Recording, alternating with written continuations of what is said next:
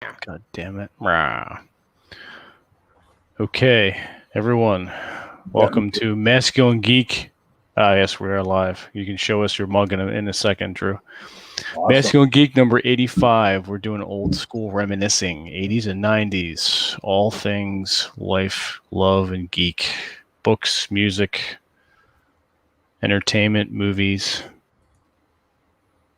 and women. Sorry, I'm getting a work email. All right, cool. So, there we go. We're live. Yeah, is that better for you, Carl? We're live now because you've made fucking popcorn. So get out your popcorn, you bastards. All right, so Drew, what did you have there? You had a mug. Yeah, I thought, you know what? You can see the name down over here. I thought we were doing the D&D live stream tonight. I have my 3D printed sort of chainmail and shield thing to put soda cans in. So I need to paint it up and everything. But so cool. No, the next game is next Wednesday, the 23rd. Well, that's cool too. This works. Yep. This is fine. We're with the exception of TJ, and even TJ's he's getting pretty old now too.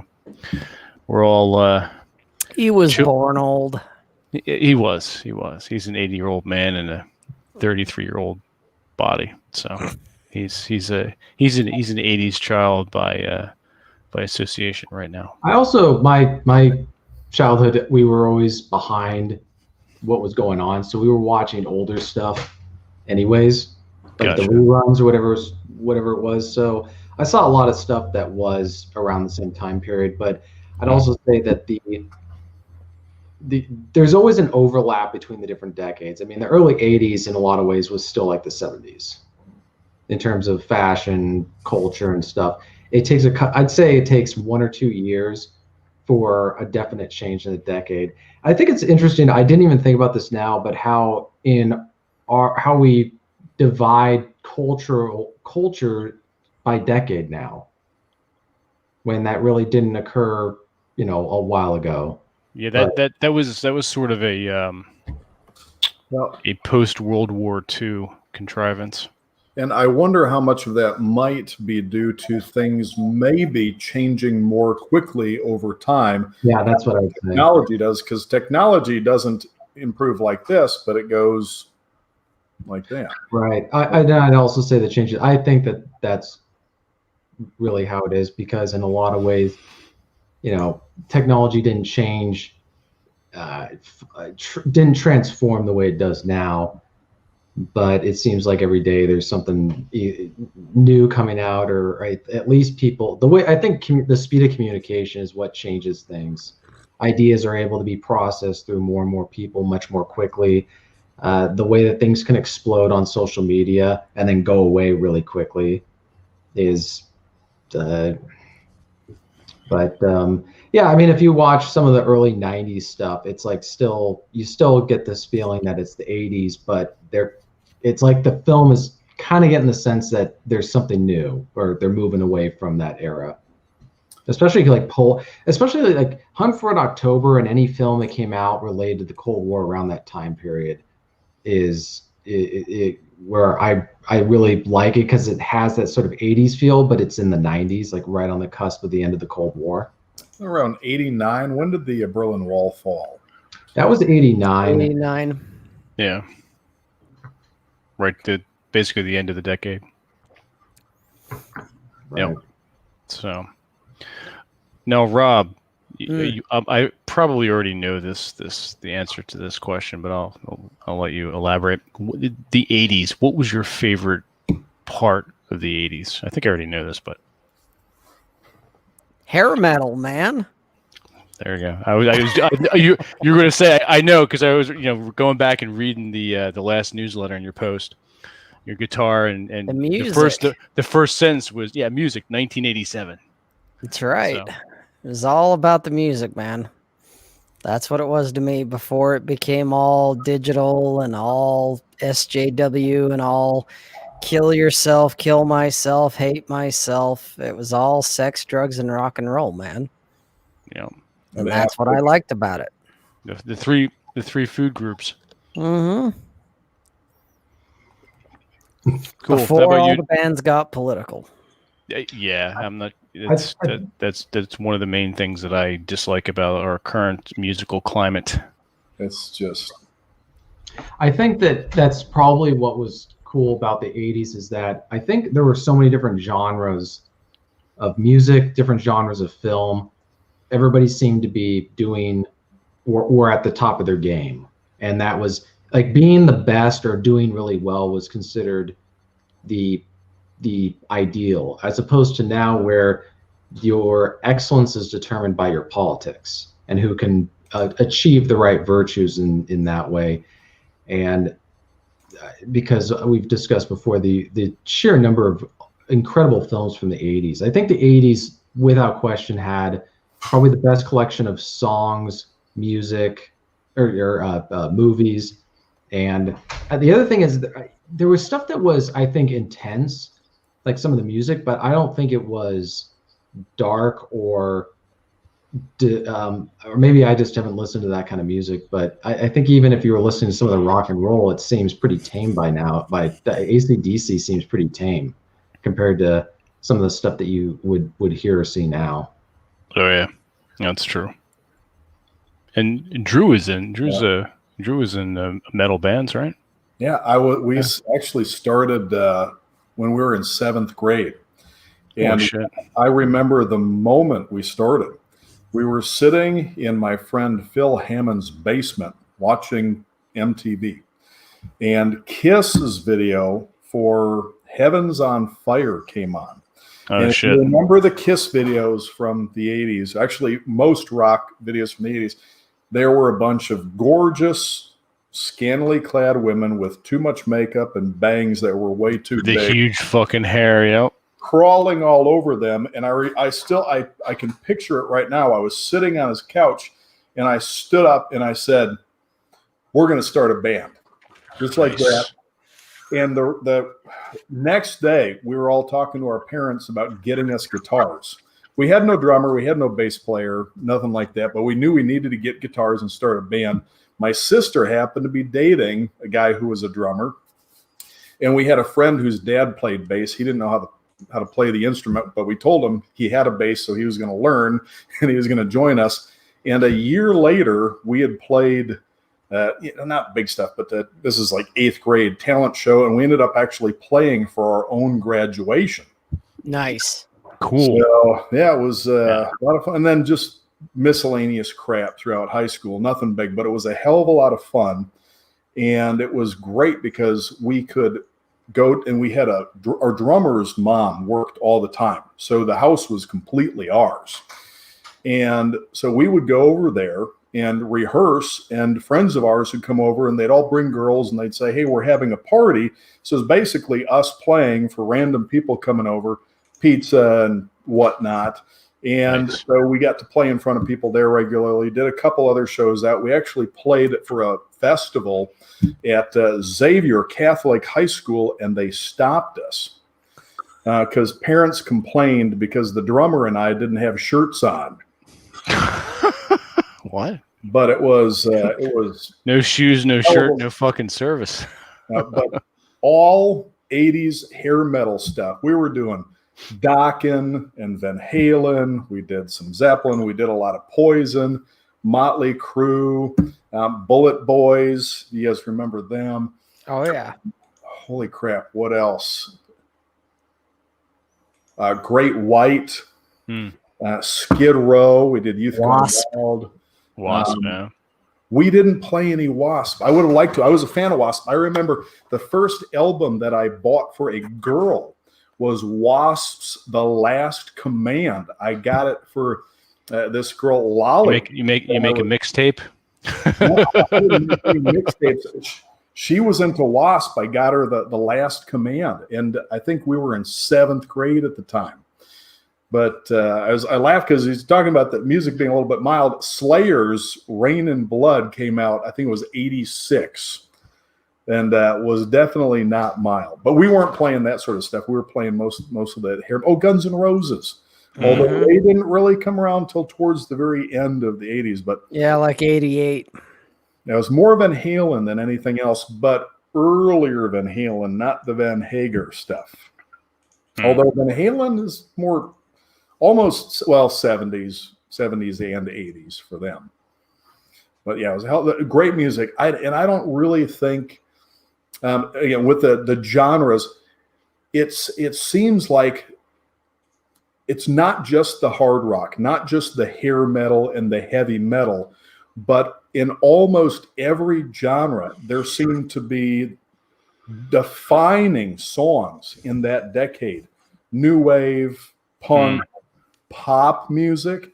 I'm not a big fan of regular pop music, but there were songs from the 80s that I think had more, that does not they're really iconic. Put into that. They had more personality than most of the stuff right now. A lot of stuff now seems very formulaic, whereas the stuff from then, and again, I might be biased, but it seemed to have a lot more character. Yeah, Cyndi Lauper absolutely comes to mind when I think 80s. Billy Idol. Yeah, fuck Billy Joel. I'm not fuck that guy. But the Billy Idol stuff too. Oh yeah. Dio, Ozzy, Iron Maiden.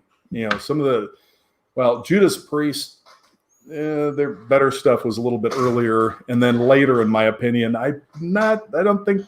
Well, no, because Defenders of the Faith was 1984, which was earlier 80s Judas Priest. I wasn't a big Don't fan forget Screaming for Vengeance, 82. Screaming for Vengeance. So the earlier stuff, but man, just Priest, Maiden, and Ozzy for metal. Dio, Quiet Riot. Yes, I was going to say Quiet Riot. You can't forget them. Man. Twisted Sister, even though they were more pop metal, but Twisted Sister too. It was phenomenal decade for music. Agreed. I can't think of anything since then. I mean, there's been a lot of great bands since then, except for the 90s. But really, I don't think there's a whole lot that can compare to that. No. What the fuck? How about you, TJ? Music-wise, where are your leanings when you were younger? When I was younger, it's kind of all over the place, to be honest. There was no one genre. I've never been a genre type person. It's more of if a song's good, if it has. I think the problem I have is that a lot of the 80s songs got just played to death at weddings. Certain ones, yeah, that's for sure. So, shit. I love a lot of the AC/DC, the Black Sabbath, and it gets mixed up with some of the 70s music as well. I'm trying to think of what other. I'd say there's a couple pop songs, classic 80s songs that I enjoy, but it's. I can't think of anything specifically off the top of my head. Though it's going to come to mind at some point after this podcast. Then also, of course, yeah. That's the one. Sabbath had Dio in the very early 80s. They let Ozzy go because of his alcoholism and some of the drug problems. That was in my opinion, as much as I loved Sabbath with Ozzy, Sabbath with Dio was the best version of it, and that was early 80s. Heaven and Hell, Mob Rules, Live Evil. Yeah. I think the thing that is interesting about 80s music is it's so especially the use of the synth for 80s. I'd say film soundtracks. The use of the synthesizer makes that decade very unique in regards to. I can listen to a soundtrack and pretty much know if it's from the 80s. A great example is Blade Runner. I mean, that's an 80s film. Yeah, got that atmospheric sort of Gary Newman John synth Carpenter. tunes. which is funny because the LA is starting to look just like what Blade Runner was. I know, right? If you hold the pictures side by side, it's like, wait a minute, which is real and which is fake. Amictibus, I still have 3 of my Walkmans and they all work. I'll break them out very quickly next, or maybe I'll maybe take a break a little bit and go find them. But yeah. I'm missing the headphone. They had a tendency to fall apart very quickly through use. The cassette headphones, they were fucking pieces of shit. I don't know how many of those I went through. That and the goddamn battery door on the back would fall off very quickly, so you had fucking tape wrapped around it and shit. So, Marshall Tucker Band. I've never even heard of that. Is that some kind of that sounds like something from the 70s. Is that some kind of southern fucking banjo shit there, Nick? Molly Hatchet, Blackfoot. We're getting old there. There you go. So, some kind of getting yeeted out with a banjo twang. I'm actually surprised that there wasn't more country-inspired metal stuff like Molly Hatchet. See, only Leonard Skinner. Leonard Skinner. You'd think that there would be a little more of that. Swamp rock, yeah. Swamp. Is that that's what Creedence Clearwater Revival was considered? Was swamp really okay? Rock. Creedence was cool. I didn't realize it had a cool name like that.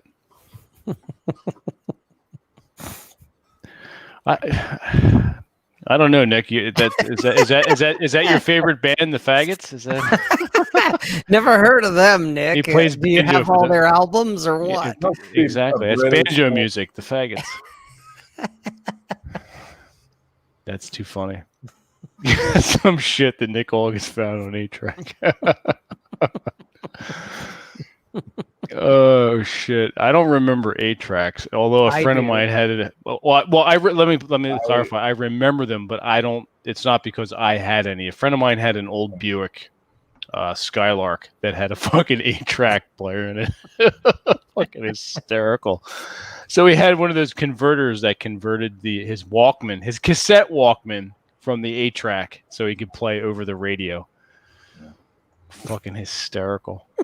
I never owned an 8-track player, but my dad was the youngest of like 6 kids. So we had aunts that were older we had cousins that were a bit older than us. And when we would be at their places, often getting babysat or whatnot, we'd listen to their music. And one of my cousins, actually, a couple of them, they had 8-tracks in the basement. We go down there and listen to their albums. They had all this Kiss stuff, and then ELO, Rainbow. If you guys remember that, it was the band that Dio was with. Dio was in that.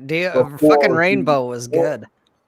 Phenomenal. And later, and I can't remember the guy's name. Rainbow, they got a different singer later. Phenomenal guy. And it wasn't Joe Lynn Turner, was it? No, it wasn't Joe Lynn Turner. The guy, he was drunk and took his pants off on stage at some place, and I think he got booted for that. I can't remember the guy's name, just the anthems. But he was what's an 8-track on the album. They had the song "Since You've Been Gone" was a big hit for him. And this was after. Oh, it's like the Cars had a song with that title. Nick, you're correct. Richie Blackmore was in Rainbow. He was the guitarist. It was his thing. White Snake. Yep. Yeah, a lot of great stuff. But yeah, 8-tracks was 7. I remember 8-tracks. I remember not only did my parents have a great big fucking stereo that weighed about 700 pounds and had an 8-track player in the house, they had one in the fucking car too. Yeah, I remember that. Mm-hmm. There's huge fucking console 8-track. Yeah, yeah. There's all these young guys, Nonstop Dre and Nick Shoelander. They're like, "What is this 8-track you're speaking of?" Yeah, fucking homos have no idea. Exactly, gentlemen. You are viewing this live stream on your laptop or your phone. There's a thing called a web browser, And it goes even further than that. There's something called Google. Isn't that cool? Where you can look up anything you want and look at images of that item. So go Google an 8-track. Yeah, I'm not here to do your work for you. God damn it. Actually, fuck Google. Use DuckDuckGo. DuckDuckGo. Okay, there you go. Better for privacy. Yeah, fuck Google. Okay, well, fuck. There you go. Fuck Google. Google are evil. Google are evil. Go use. I don't remember Chap Trick, John Steele, but I remember Cheap Trick. Cheap Trick. Yeah, maybe that's what he means. He forgot the E. It's chap without the E. Or cheap without the E. Chap. Chapstick. Chap Trick. Chap Trick sounds like British slang for a gay prostitute or something. Aaron's not here yet, so don't. It could have been a British band. Yeah, there you go. Hey, looky, John's in the chat too. Modern Life Dating's here. What's up there, you son of a bitch? You. Good to see you, or good to see your icon. Good to see you in the chat, sir. MLD. We're talking all things 80. Are you're TJ's age? You're old enough to know what an 8-track and a cassette is and an album. If he doesn't know what an 8-track is, I'm gonna have to be like, wow. I know. John, Aaron's running late. That fucking dork. But yeah, he's coming in. He's not coming. He's just breathing hard right now. That's angry. That's made my testosterone go up. I'll send you a link, John, if you want to join. Where the fuck? He was born in 1985. Jesus Christ, I was 15. He's a youngin'. I was 12. 1985. 13. 15 here. I think I'm an old fuck. Oh, jeez. When did... I think that's when... no, Stay Hungry by Twisted Sister came out in 1984. Mm-hmm. But I think I first heard it in 1985. It's about when I heard it, too. And Dio's The Last in Line was right around that time. What else? I'm trying to remember. I think the Ozzy's The Ultimate Sin, although that might have been the No, that was 86. Yeah, okay. Now, that would have been right around that time frame. Granted, it's still a couple years earlier, but it would have been Bark at the Moon. That was like 83. That's right. So Blizzard of Oz, Diary of a Madman. Yeah, 81, 82, and then 83. Okay. And then it was like late 85, early 86 was when Ultimate Sin came out. Yeah. Yeah, Red Crusader, you're just a young pup still wet behind the fucking ears. That's right. Go buy an 8-track. Well, he's over there talking about baby metal and all these, The fuck is baby metal? Like, dude, exactly. Fuck off with the baby metal. We're talking shit here. Baby metal. Take your 2010, 2020 and shit shove it up your ass. Turn the sound down and just watch without listening to it. Baby metal is a Japanese metal band that has. I mean, those are weird band names. But from what I've heard, they're actually really good. I don't listen to them or watch any of their stuff, but they're actually okay. Actually, yeah, they are. I'm joking. It's these teenage Japanese girls in schoolgirl outfits, sometimes with a little bit more outlandish metal type outfits. But the musicians that are doing all, the drummers, guitarists, and whatnot, are all death metaled up and a little bit over the top costume stuff. And it's basically like speed metal with these little teenage Japanese girls singing. Yep.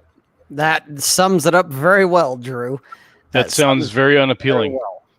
Well, it's not bad. Baby metal is not bad. I've seen some of the videos, but I'm just like, it's fun for about 5 minutes, and then you move on. Yeah, I think they did something with Rob Halford. Yes, they did. Yes, they did. Rob Halford actually sang for Judas Priest once. Did a show with them. He covered for Ozzy. Really? That I didn't know. I need to see if I can. There's got to be some sort of recordings of it somewhere. But yeah, Rob Halford played with Judas Priest. Oh, sorry, no. with Black Sabbath. Rob Halford played Halford.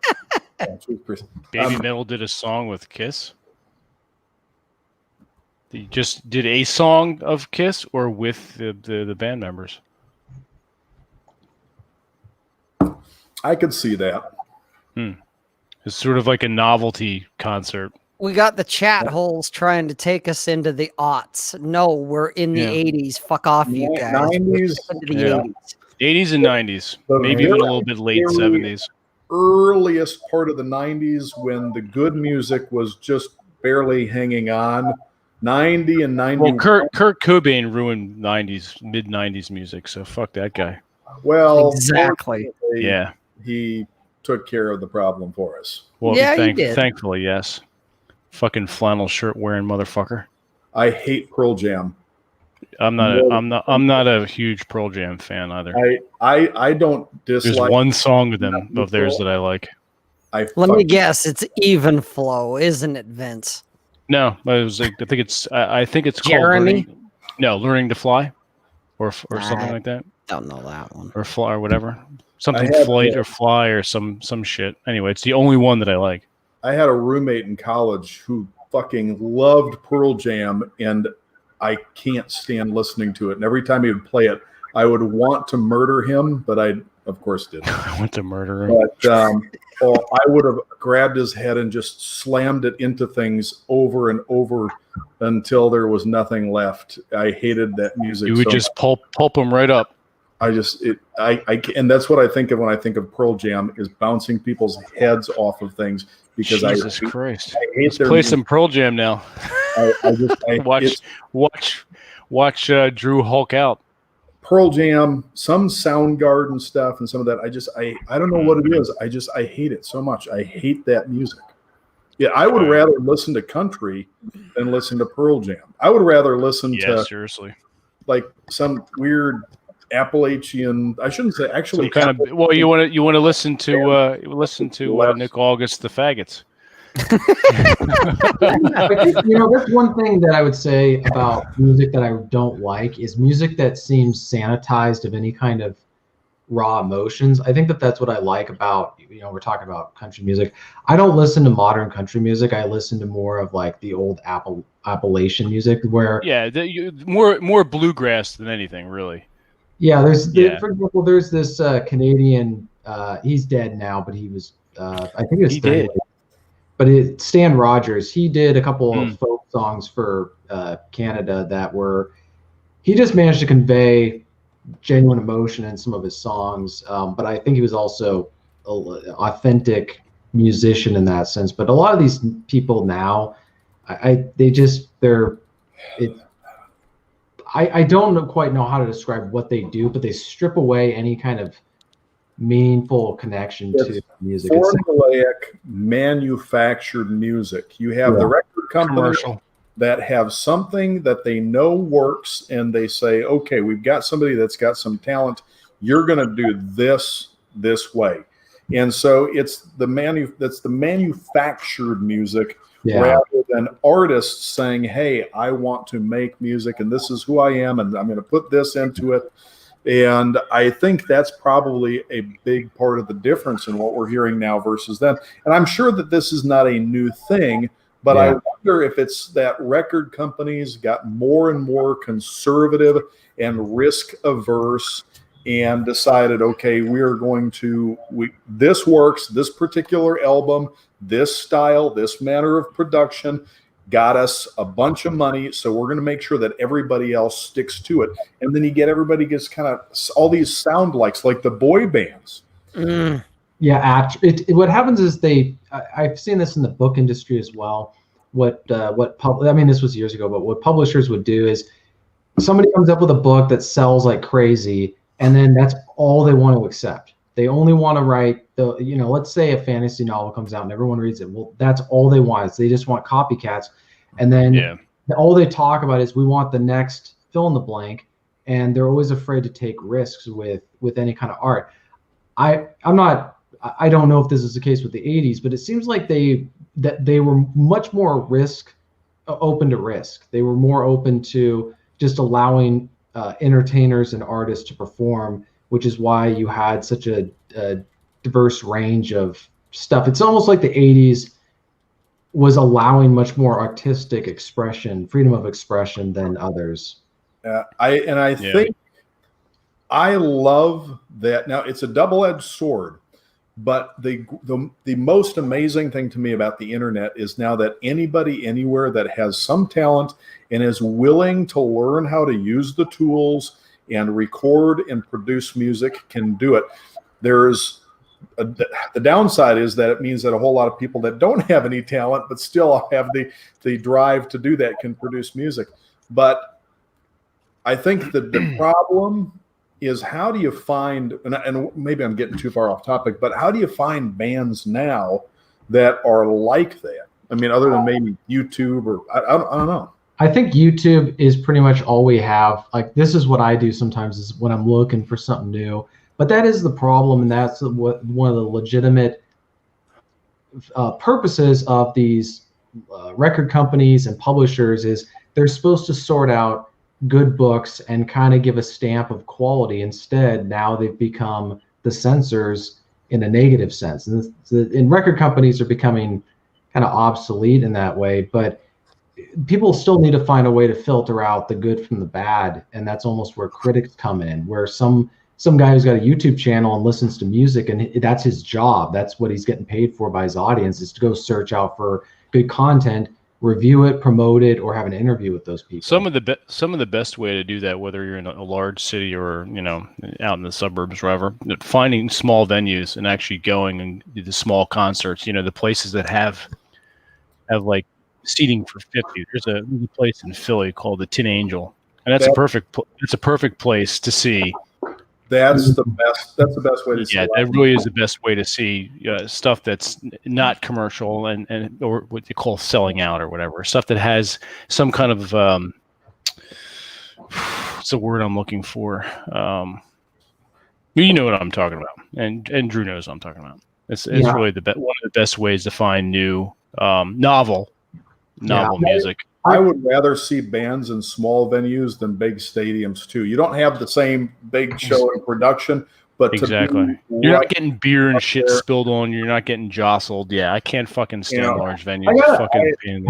They're the worst. If you're not down in the crowd getting bumped around next to a mosh pit and having sweaty girls rubbing their tits on you, it's not really a show. No, that's fine. Yeah, I have no problem with that. Yeah, that's good. I think that sweaty titties in your face are okay. Yeah, for me personally, my experience has been there's too many people who've been told because they can play the guitar, they can pluck a few chords, that they should try and become a musician. So they try and do these local venues, and I listen to some of these people, and some of them have got some raw talent, but a lot of times it's the same notes being played and the same songs written about the same stuff because everyone is trying to replicate success. You live in a really shitty area, TJ. It's just Northwest. We're lucky to have a great music scene here in Central. Yeah. Well, the Pacific Northwest culturally we're still in my opinion, we're still pioneer territory. We've never really come out of that. But we haven't developed our own culture except it's just been very weird. I mean, I know Seattle had the grunge movement. We all hate Kurt Cobain and what they did to rock music, but the flannel shirt wearing motherfucker. Yeah, now it's getting into kind of the indie type music. I don't know. I know people were really big into Macklemore. I never listened to the guy. Couldn't stand him. He was another one who I feel like was hyped up because of his politics, but I'll leave it on that note. There you go. What's up, John? Nick? Just chilling. Your mic's coming in a little low. Oh, really? Yeah. How about now? Is that whiskey, Nick? Keep talking, John. Testing, 1, 2, 3. That's pretty low. Really? Yeah. Compared to everyone else's. Now we're starting to sound like the Aaron Clary podcast. Hey, can you hear me now? Hey, Chad. check. 1, 2, 1, 2. How about is that better? Is that better noticeably or no? No, you're gonna have to swallow that fucking thing, man. I don't know what to say. That's what he said. I bought That's the right. Go XLR. Channel your inner George Bruno. You can. Oh, Georgie, poor guy. Indeed. That thing today was just awful. So Nick, I'm Oh curious yeah. I'm curious kind of what your thoughts are on like 80s stuff, because you're obviously older than me and What are you trying to say there, TJ? What the... you're obviously an old bastard. Well, the point this was what I was going to say earlier is one of the things that really it hits me every now and then, because I watch a lot of 80s movies and then I go do research on the movies and the actors, and it's like these people were much younger than I was at the time, and now they're in their 50s or even in their 60s, and so That would be us. it just a lot of these films that I grew up on and weren't that far away from when I was watching them, now it's like, holy crap, this was 40 years ago. I mean, it gives context. So I wasn't around then, and most people I know in my environment weren't around then, or at least my generation obviously don't even remember that. So I'm just curious what other people's experience was during that decade, because it wasn't one where I was around to remember much. Yeah. The 80s, we lived life, man. There wasn't any buffer. It was the last decade where we were still just out there. If you wanted to get laid, you had to go talk to girls. If you wanted to have a good time, you had to get your buddies together and go get some beer or do whatever you were doing and go have a good time. And there wasn't anything else. And No helmets. No, and so everything about the 80s movies, about music and everything else, it was all, you look at the bands and you look at what most of the dudes in the bands did. They were out there, cranking out music, and they were fucking girls, and they weren't worried about anything else. And I think that was the last decade we really had that. Yeah. I also, I remember obviously what life was like before the internet, but I was only a kid. Whereas all of you, except maybe John, I'm not sure how old you are, but what it's like being past high school without any internet. What was or being in college and there's no internet. Because when I went to college, there was already Facebook. I mean, that was the big thing for people going to college was, now you get to actually go on Facebook, because it was only for college students, and the way that you do social networking. Whereas back then, I mean, did people even have a phone when they went to college? When they were in their dorm or they were living in a house, they didn't even. So how that changed social interactions, and I would say limited exposure to the number of people that you were potentially able to meet. And it really made you rely on other people having a phone. Right. I mean, you couldn't. I mean, now it's like guys get a flat tire or some shit. Most guys can't change a fucking tire or their own fucking oil or do any kind of maintenance on their vehicle at all. It's like, I have this phone, I have money, so I'll just pay for it, and then be a weak, lazy son of a bitch. Yeah. You're muted. In a way, John. I miss it. Being able to just go and not always be accessible to everybody all the time. It was pros and cons, but I remember when we were in high school, nobody had cell phones. We had CB radios in the cars. And so that's what everybody used to communicate. But then, of course, when you're on the radio, and I got a channel, you got truckers, and then you got assholes from the next city over, and playing CB tag and shit. Yeah, I remember that. So there's always that stuff going on. But it was great. It was great.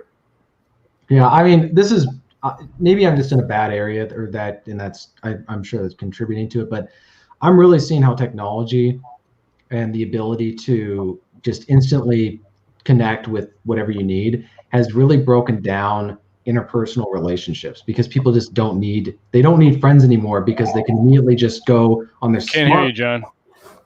Yeah.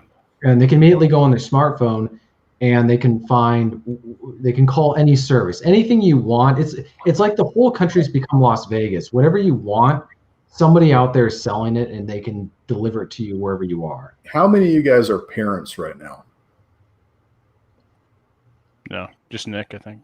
Just Nick. So Nick probably gets this. I've got very, very low, John. A teenager. And I remember he's 14. When I was 14, I'd call my friends on the phone, and then I'd walk my ass over to their house, or I'd get on my bike and I'd ride over there. We would be on our bikes. Yeah. We would ride over to the next city, Saturday mornings. We would walk all to the bus stop. We'd have our guitars. We would get on the bus. We'd go to the next city over to take guitar lessons all at the same place. And then after we'd grab lunch somewhere. 3 guys walking around with guitar cases, really easy way to go and talk to girls. We would grab some lunch at Burger King or someplace and then go hang out at the library because his mom worked there. We'd get a ride back with her sometimes, or sometimes we'd just hang out and then take a bus back later on, hang out at the music store all day and try to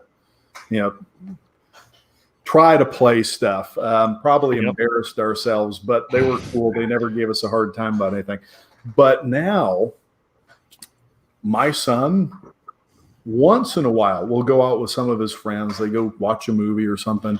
But almost all of the interaction is them in chats, in Discord, where they've got groups. They'll all watch a movie together while chatting. And some of this is probably due to the stupid crap going on right now with the fucking lockdown bullshit. If they wanted to go to a movie, where could they even go to do that now? There's so many places that are not even open. But it seems weird to me that they're hanging out. And even before this stuff, a lot of times I'd hear them laughing and joking and chatting and stuff, watching movies or things over the internet. Nobody actually goes anywhere, or maybe it's just I'm seeing that a lot in my area. This is kind of why I'm interested in talking to people from earlier decades, because I think it started in my generation and built up, not when I was a kid, because I think kids it's maybe a little bit different, but we also didn't have a lot. If you had a Game Boy, that was a big deal. Most kids did not have Game Boy. When I was a kid, if you had an Atari 2600, that was a big deal. Right. All the kids in the neighborhood come over and you get your. I mean, my sons played video games some, but they, I had them out hunting and fishing and shooting and doing all that shit early on. And by the time they got to high school and could drive and had friends who could drive, I mean, my younger son, he and his friends, they spent every weekend, they would all pile in trucks and go out to the woods with girls and have bonfires and all this other kind of crap. And so he was a lot more like I was back in the 80s, and I think a lot of kids are now, but maybe that's just a small town Southern thing too. That was more prevalent down here, it seems like, than what I've heard from other parents in other places. Because down here in small town Alabama, there's not a lot of other things to do. So those kids would get together all the time, go out and do stuff, and actually preferred that over video games. So I don't know if my kids are an anomaly or what, but is this any better, or is this still just garbage? We now hear you, but it's still hot mess. Is it really? You're coming in very low. Really? That's so weird. Yeah. Is it any how about your audio on your laptop? Is that jacked up all the way? Is that any change right there? No. Is there any and there's no way to manipulate it on your actual microphone, right? There's no weird setting.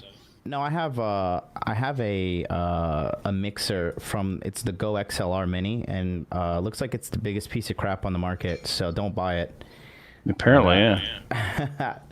All right, I don't know. This is so weird. I don't know why it's not. Is that anything there? Check 1 2. You're very low.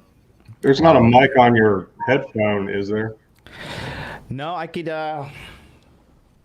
Maybe you can swap something out, or get rid of the middleman. Get rid of that fucking mixer.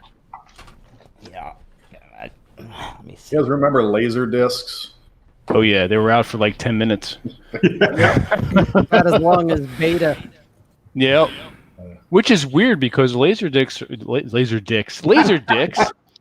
knew it. I knew you were a homo. And the laser discs were actually pretty cool. How about that? Is that any better? Yeah, it's still laser dicked. Really? Yeah. It's got to be StreamYard. It could be. I don't think there's any. Go look at your StreamYard settings. I am, and it just says this is obsolete technology. Let's jack this up. Just jack up the gain maximum. Let's see. Laser dicks. Testing. 1 2. We need to work that as one of the D&D campaigns. Right? It's well, we could do a sci-fi. That'll be our group name, the Laser Dicks. We're a bunch of detectives. Some sort of cyberpunk, futuristic.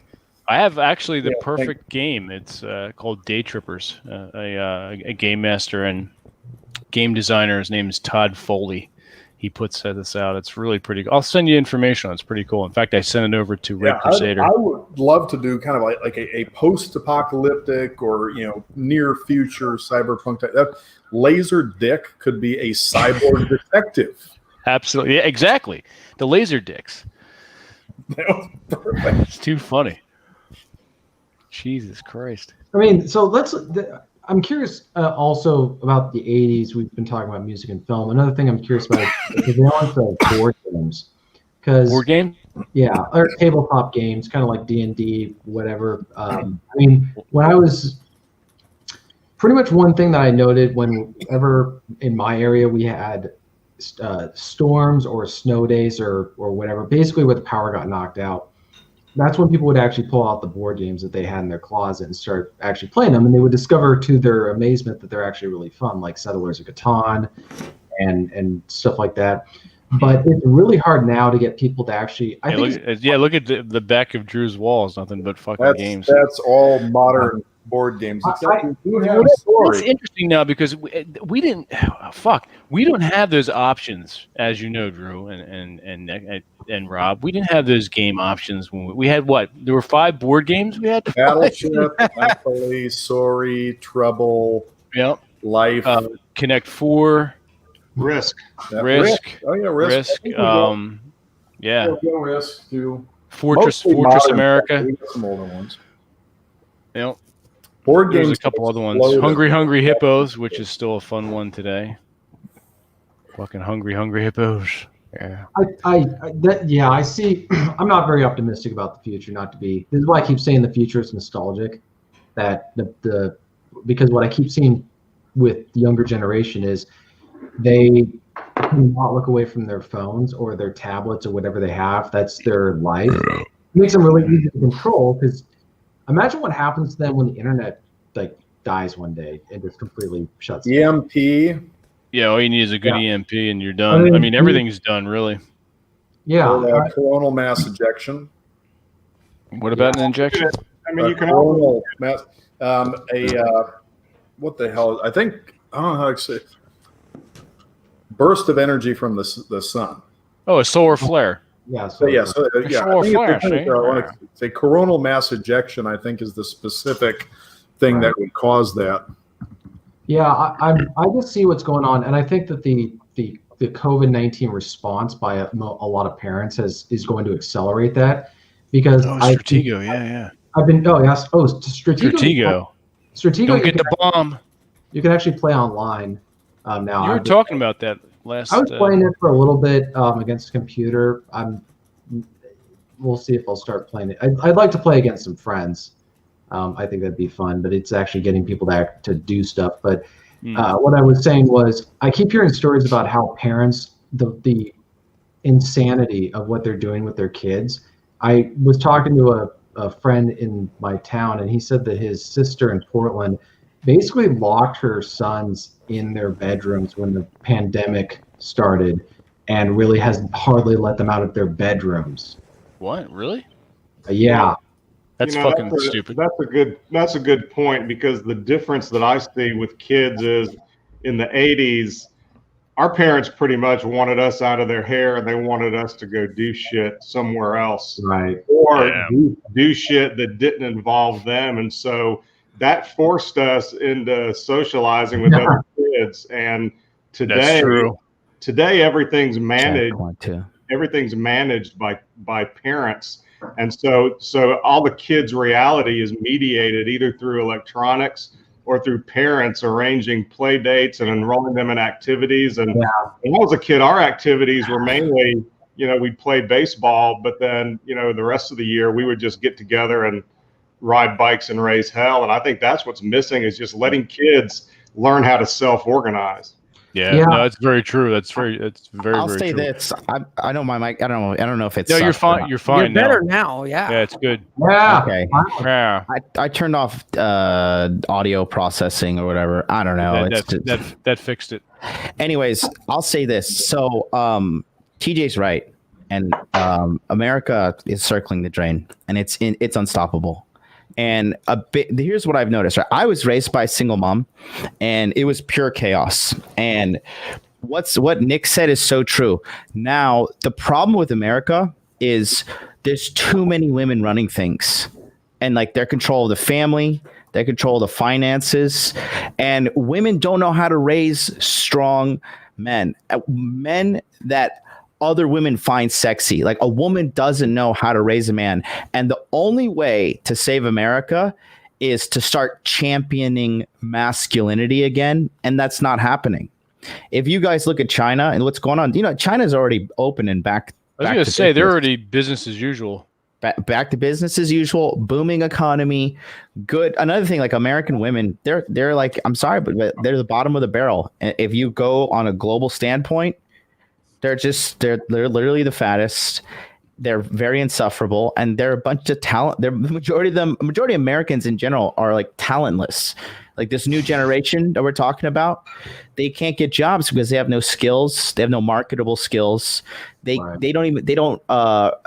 thing, like Nick was saying, and you were saying too, Vince, like in the 80s, we didn't wear helmets. Yeah, that's right. Like we went out, we fell down. I scarred my chin. I busted my face open, but suffering and overcoming that suffering develops character. America.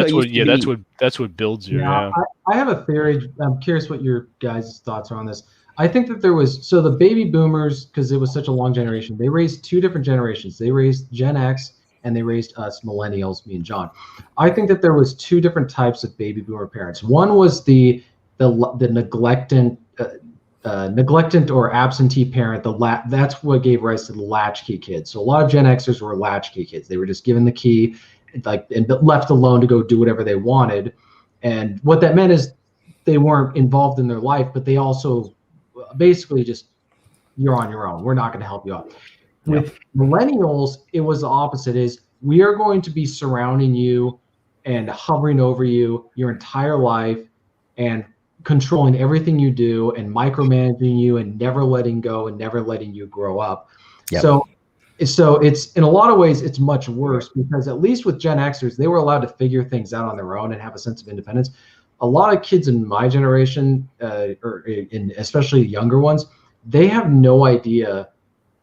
They don't know how to do stuff. Once they're on their own, they're so used to. Look at this morose motherfucker right here. Yeah. They have their safety nets have safety nets, TJ. Yeah. Are you in a closet, Aaron? What the fuck's going on? No, I didn't. This is exactly why I said don't let me interrupt the flow of conversation. I wanted to hear what TJ had to say. I'll take your thanks of the fine gifts I got everybody later. Let TJ finish his intellectual crap.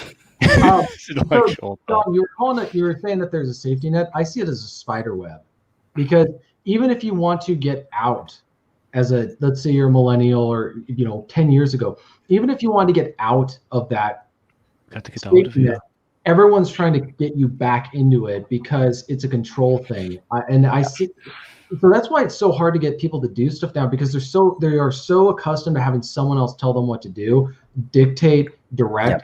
Yep. They're not used to. Yeah, they're used to doing activities, but only in an organized manner. They went to sports games as part of their high school, or part of Little League, or the Pee Wee football. They didn't actually just go out and hang out with their friends and play football and do a turkey bowl on Thanksgiving, because that's too dangerous.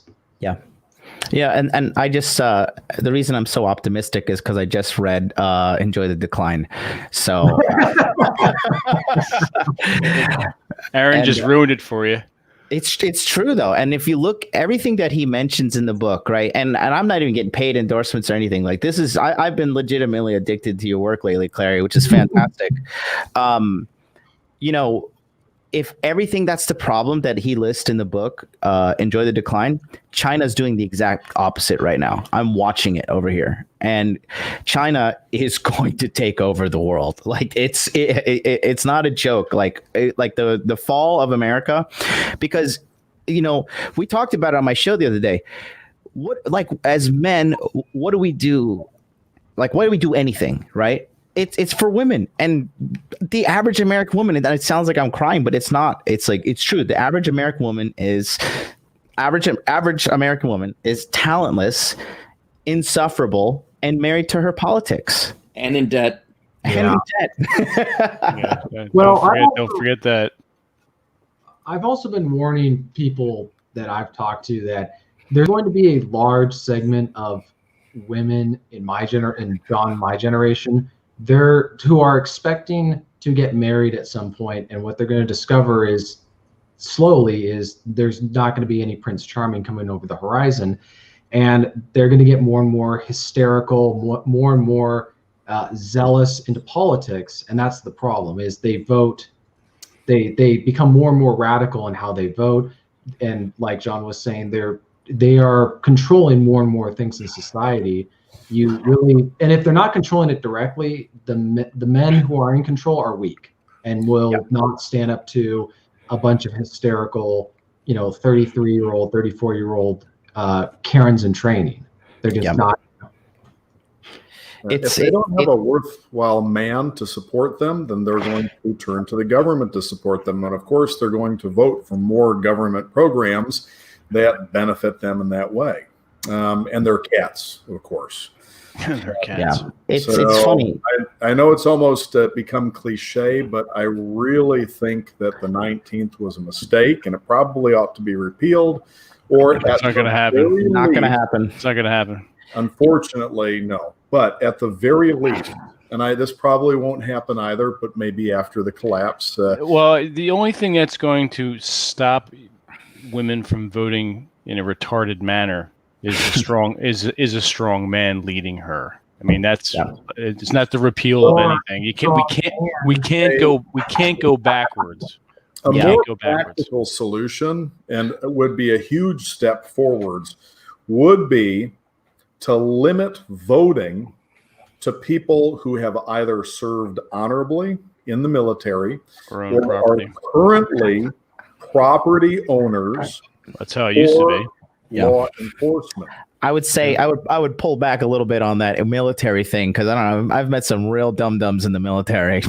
But property ownership, I agree with. Yeah, skin in the game. Military service should be a path to full citizenship, to being able to vote. Consider this. Let's say you're on a desert island and you have maybe 24 people. And of those 24 people, you've got maybe 10 that are men, actual men, not wimpy, emo, hipster douchebags that probably can't change their oil or a tire or couldn't fight their way out of a wet paper bag. But you got 24 people and you get 10 men. And then maybe you've got another 3 or 4 men who are very old and infirm, and maybe some younger kids. And then you've got a bunch of women. And they are trying to decide how to be able to survive and make decisions. But because of them being the men and more physically competent, regardless of what anybody feels about it, they would be the ones that would be most likely to be putting themselves at risk hunting for the group, doing the hardest labor, and defending the group if it came down to it. And because they would be the ones who would be putting their lives on the line, they would be the ones who face the greatest risks, repercussions for the decisions made. They should be the ones that are making the decisions. Now, we're talking in a small scale here, but the same principles ought to apply larger. What happens when people have the ability to make decisions that they don't personally bear the consequences of, or worse, they stand to benefit from somebody else taking the risk, but they're not risking themselves? Of course, they're going to benefit, or they're going to vote in a way, they're going to make decisions that maximize their benefit, minimize their risk, doesn't matter to them if other people are putting themselves at risk. But if they're not sharing the risks, they should not have a say. Anybody who is anybody who is a net negative on the system shouldn't have a say in how anything is run. But ideally, the only people that should be able to vote are people who have actually put their lives on the line or who have a stake in what happens with the loss, the people who own property in the cities or towns and in the states and the country where they're voting. If you don't own property, if you haven't gone out and literally decided to potentially risk your life serving the country, you shouldn't get to have a choice. And if this happened, we would have a very different country than we do now, one where there's no handouts by government. It would all be private charity. People would not be able to vote to enslave other groups, which is really what the whole tax wealth redistribution thing is. We're getting so far off the 80s thing. What we need is to go back to something similar to Reagan 80s policies, but better, less. Exactly. Let's get rid of smartphones to start. Let's get rid of smartphones. Let's go back. Let's go back. Let's go back to the large. Let's go back to flip phones and beepers. So one thing I want to throw out is I agree with John with what Drew was just saying about what should have been done and what if at some point in the near future, some point in the future, this stuff can get actually addressed, because this is all. It's unfortunately things that aren't even politically viable right now. But one of the problems I have is this idea that things are going downhill, but I still like the country, like in terms of some of the old culture and geographically, this is kind of where home is. So that's the problem is, and also within the country, wherever you go, the Californians are going to be there now. I'm hearing about how. One second, I got somebody knocking at the door. I'll be back. We need Rob, you're real quick. Rob, you're up. Around California. Hit the like button, subscribe, do the thing, guys. Yeah, because we have 27 likes and there's 42 people watching. I'm seeing 29 likes and 1 dislike. So one woman in the chat decided, I don't like this show. That actually, no, it was Nick saying he's the home. I want to ask you fucking laser dick. Cappy, I want to ask you a question. If theoretically the United States could be saved, what would need to be implemented from today?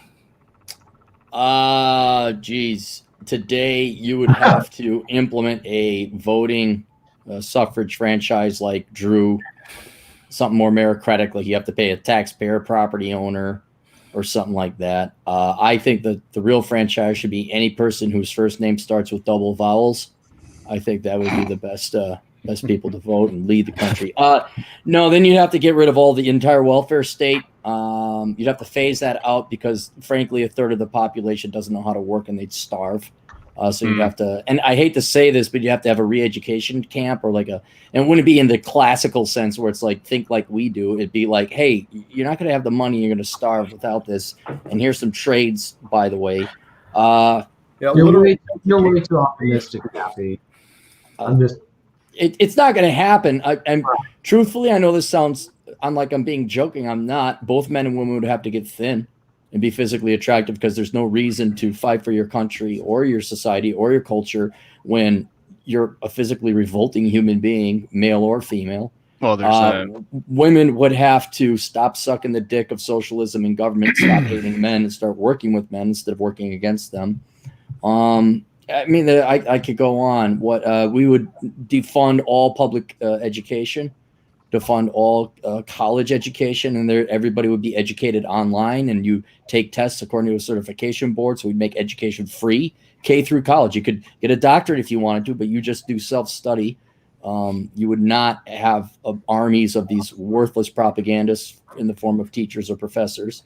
And truthfully, I would ban, and by ban, I mean kindly take people and put them on boats and have them sail away somewhere else. Physically remove them.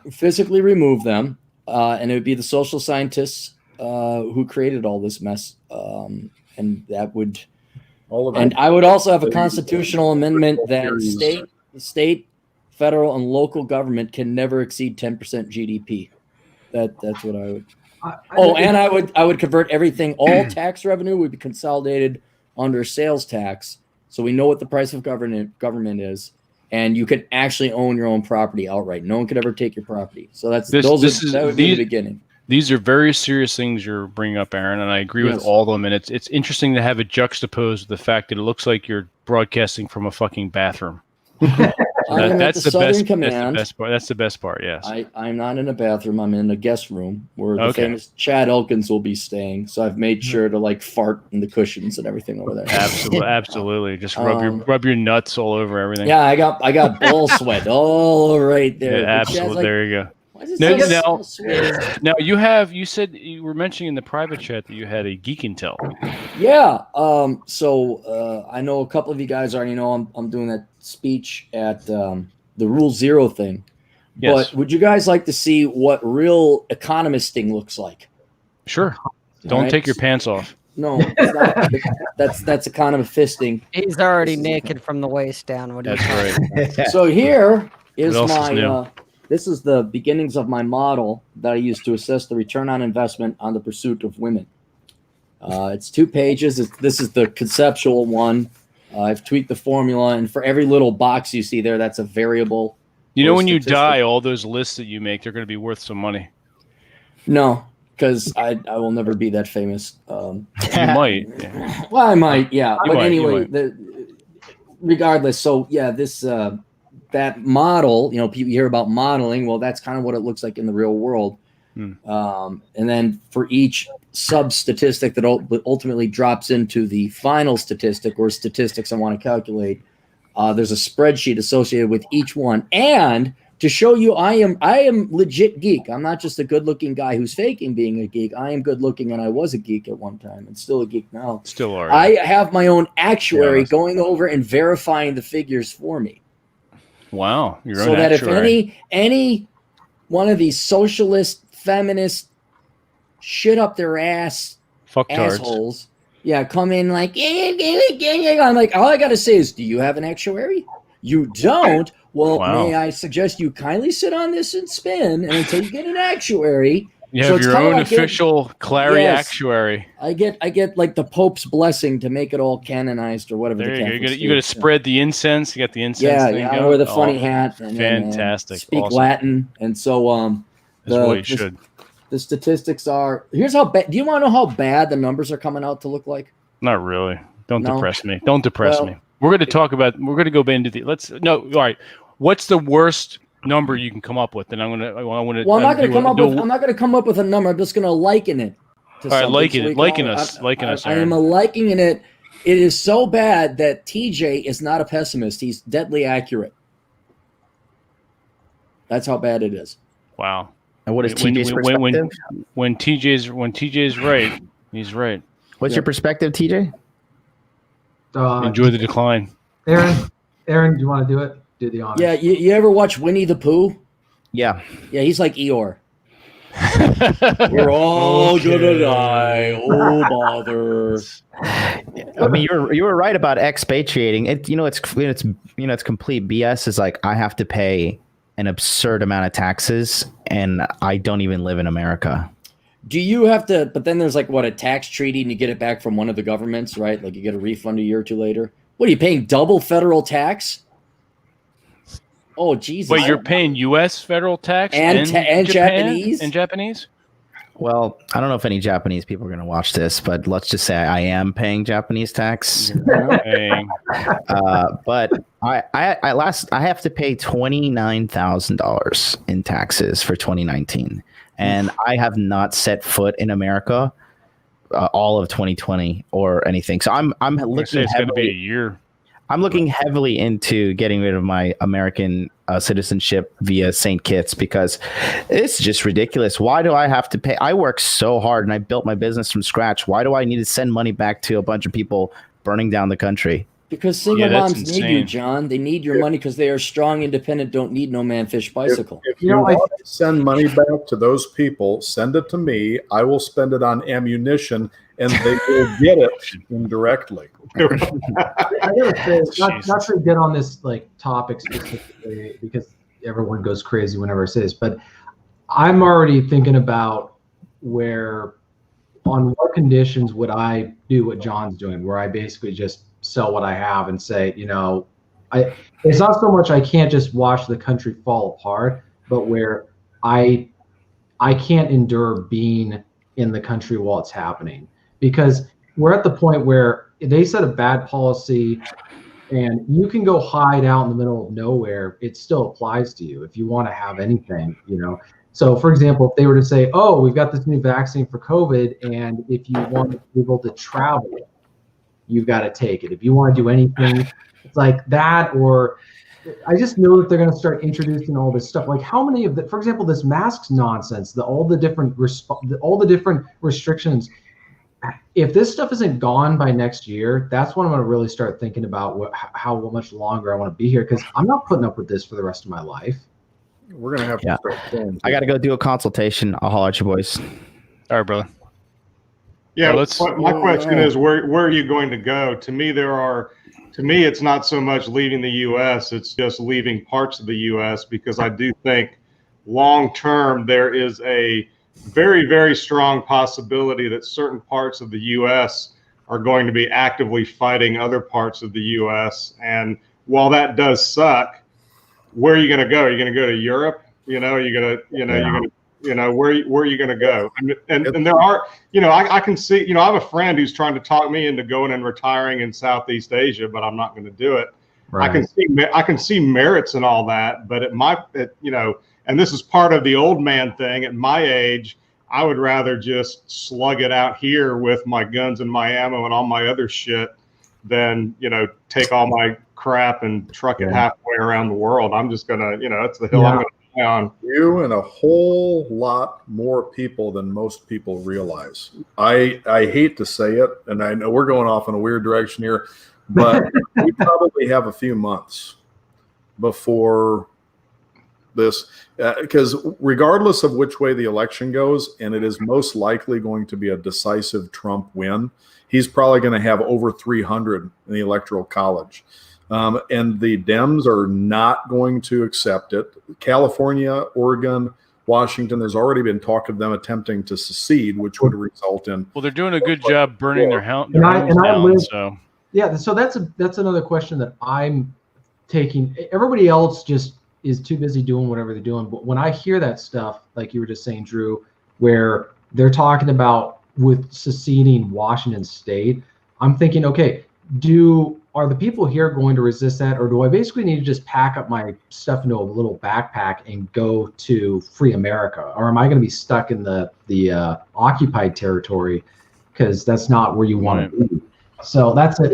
We won't let them have California or Oregon or Washington, and consider that the ones that want to do this are concentrated in the cities. But there's a whole lot of people in the other counties around them who do not agree with their bullshit that will be on our side. And we're not going to let them have the military bases there. We're not going to let them have the ports. They are going to regret this in the worst. The ones that are left are going to regret this in the worst possible way. This will not go the way that they want it to. And most law enforcement and most people in the military are not going to side with them. They may then appeal to the UN if they're going to contest the election. And we know that the UN already supports Antifa and BLM. If the UN comes here, we are going to stack those blue fucking helmets up in pyramids everywhere. Though they're not going to have California. They're not going to have any states. They're not going to have anything when this is over. This is our fucking country. Right. They absolutely can't have it. All right, I'm going to do a 180 on you guys. As interesting as this is, I want to try to stay on topic a little bit. So, Aaron, you came in late. I want to hear a little bit about your 80s adventures, and what was your favorite part of growing up in the 80s? It's got to be a tie between my biking all around and watching Saturday morning cartoons. There you go. You know what? And maybe there's a third tie for the type of candy you could buy. Collecting cans in Michigan, you get some sweet candy back in the day, man. I'm sure you can nowadays too. I'm an adult, I don't do it. But you had the ring pops, and you had those necklaces where you could chew them off. You had nerds, and when the nerds got coated, with melted candy on top of it. Then you had the double flavor nerds. Video games, maybe, arcade. I remember roller skating and a Star Wars arcade game, of which I own the original Star Wars arcade game. Yeah. Pole position, Frogger. Boy, and you know what? Throwing Ronald Reagan while you're at it, where it's like, wow, this guy cares about me more than like most people in my family do, and I never met the man. It's just that there's so much great about the 80s, but it's probably biking around as a kid. Just going off jumps and going into like the local You ever park. take your bike off any sweet jumps? Yeah, you did. It was great. And then what was really great about this is any little kid, but what was no more than a forest that was maybe 20 acres. You thought that was the edge of civilization, and there was like a trail that maybe the linemen used to build one pole of electrical wire out there, and you did, and all of a sudden you came out to another side of the town, and no one knew the secret route but you, man. Yeah, and that's right. And Chris is right. Playing War in the Woods, mm-hmm. War, capture the flag. Yeah, it was the best. You know what I probably love most? Maybe let's add a 19th thing that was great about the 80s. I didn't give a shit about women. Like it took me 32 years to get over that. Like where now I'm 45 and I now really don't give a shit about women. Like the GF, like, oh, what happened if I'm like, I'm never finding. No, I'm not going back. I'm not going back. And so now I'm doing it. I've achieved this like Zen, like when you were 4 years old, you didn't have a worry in the world. It was just like, oh, I want to play with frogs and do this today and that today. Right, and then catching turtles and shit. Yeah, fishing. sure. And then all of a sudden you're 13 and your life is miserable for the next 3 decades. Yeah, like no, now that itch is gone, that thorn has been removed from my side, side, the burr from my saddle, and now like a cute little piece of tail. Did you guys see that gal in Aurora, Colorado? That called the cops. There's a lot of them. Well, the cop, he took her complaint down for whatever reason, some crime or she witnessed something. And so he texted her because he had her number, which you're not supposed to do because that's part of an investigation. But true. He screwed that up, and he should be reprimanded. But this gal called the cops, and it was a big thing, and then it made national news. And she said she was livid that a guy asked her, if you read the text, it's like this guy asked her just, hey, I think you're kind of cute. Like an innocent approach that TJ would make. And an innocent approach needs to be punished. It just beat the crap. And it's like, yeah, I wouldn't be worrying about those bitches. Like that was being for. And so, that was another great thing I liked about the 80s. Damn. Right. Very and cool. I didn't know any of you assholes. That's another great. You know what? That's number one. Number one is you didn't know any of us. Right. Everything was great until I ran into you guys. You fucking dick. When did you get your love of archaeology? That was probably when I was about 30. And that started where the closest real national park to Minneapolis is Badlands National Park. And I had just driven through it once when I was 19. And so this time when I was 30, I had time to go out there. And I kind of was like, well, wait a minute, aren't there fossils out there? And the Badlands, you can't really climb because it's always crumbling. It's practically cliffs of gravel. But then in that area, there's a ton of fossils. There's a lot of other geology like agates. There's some archaeology like abandoned gold claims and Indian artifacts, things like that. And it just was something really cool. Like, holy cow, this thing that I have in my hand is 35 million years old. Yeah. And some of the ammonites, you could cut them up. It's called lapidary. You could present them. If you cut them, sometimes they've been crystallized on the inside. So that's how I got into the fossils back when I was like 30. So that was, and then when I go out there, I go looking for fossils too. Okay, so that's something you're still interested kind of like George Bruno. Why is he? Does he collect fossils or something or what? All right, come on. All right. Jesus. So your interest in fossils is still ongoing. Oh yeah. No, I mean, I want to find ideal like these guys found a triceratops in the north part of South Dakota.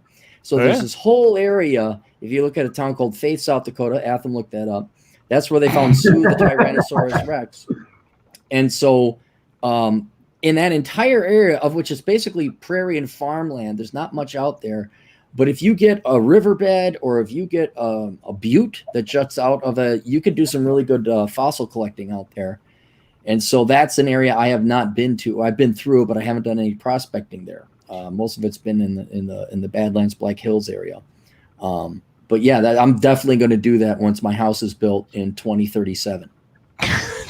What's the progress on that shit? They're going to break ground next week. Weren't they supposed to break ground 2 years ago? They're supposed to break ground. Yes, they were. Yes, but Jesus Christ. Speaking to another reason to leave the United States, if they can't get their act together in South Dakota, there's no hope for the. You just need to build an ark and go float away. I got plans. I'm going to be doing some reconnaissance in Central Europe, Thailand. I have another project I'm working on. I paid somebody to do the data research for me, and after the house is built, the next step is to have a plan B outside of the United States. But I've got one myself. Yep. Hopefully it doesn't come to that, and I could just live my days in South Dakota looking for fossils and shooting my guns and smoking my cigars and riding my motorcycle with a jacket and proper protection, by the way. And then, why do you say that, Aaron? Well, you would think if you're a rookie noob, you would be very careful and cautious, and you would always wear your protective gear and attire in case maybe you misjudge a turn. And run into a guardrail. Yeah, or you think like, I know, I watched Roadhouse or whatever movie that was with somebody, and you try and take the curve, and all of a sudden your elbow is missing. That was a significant chunk of flesh ripped out of that elbow. Yeah. Remember that Antifa guy missing the bicep? Yes, that's what it looked. Yes, that's him and TJ should totally get together and form a club of stupid people who lost parts of their body. I think so. I have no idea what you're talking about, Aaron. You like those pictures I sent with the motorcyclists all flying in midair? That was pretty funny. Yeah, that was funny. You know why it was funny? Laugh out of that because it's true. Well, no, not only because it's true, because it's at TJ's expense. That's what makes it extra special. Gotcha. Jesus Christ. What is he talking about? I don't know. It's did you guys get your Spirit Airline paraphernalia? I did. Let me go. I'll do a Geek and Tell. Let me go grab mine. Yes. Right. Yeah. God damn it. Where'd Rob go to? Keep talking. We're grabbing our spirits. I had no idea that they made noise. I just found the cheapest crap that I could buy for you guys. But there was the Lego one that I got Jack. I couldn't believe there was a Lego Spirit Airlines. Wow. Thing. So I got that for Napier. Well, that's pretty sizable, Rob. Squeeze your Spirit Airline. Squeeze that shit, Rob. Squeeze it. Yeah, these. Shh.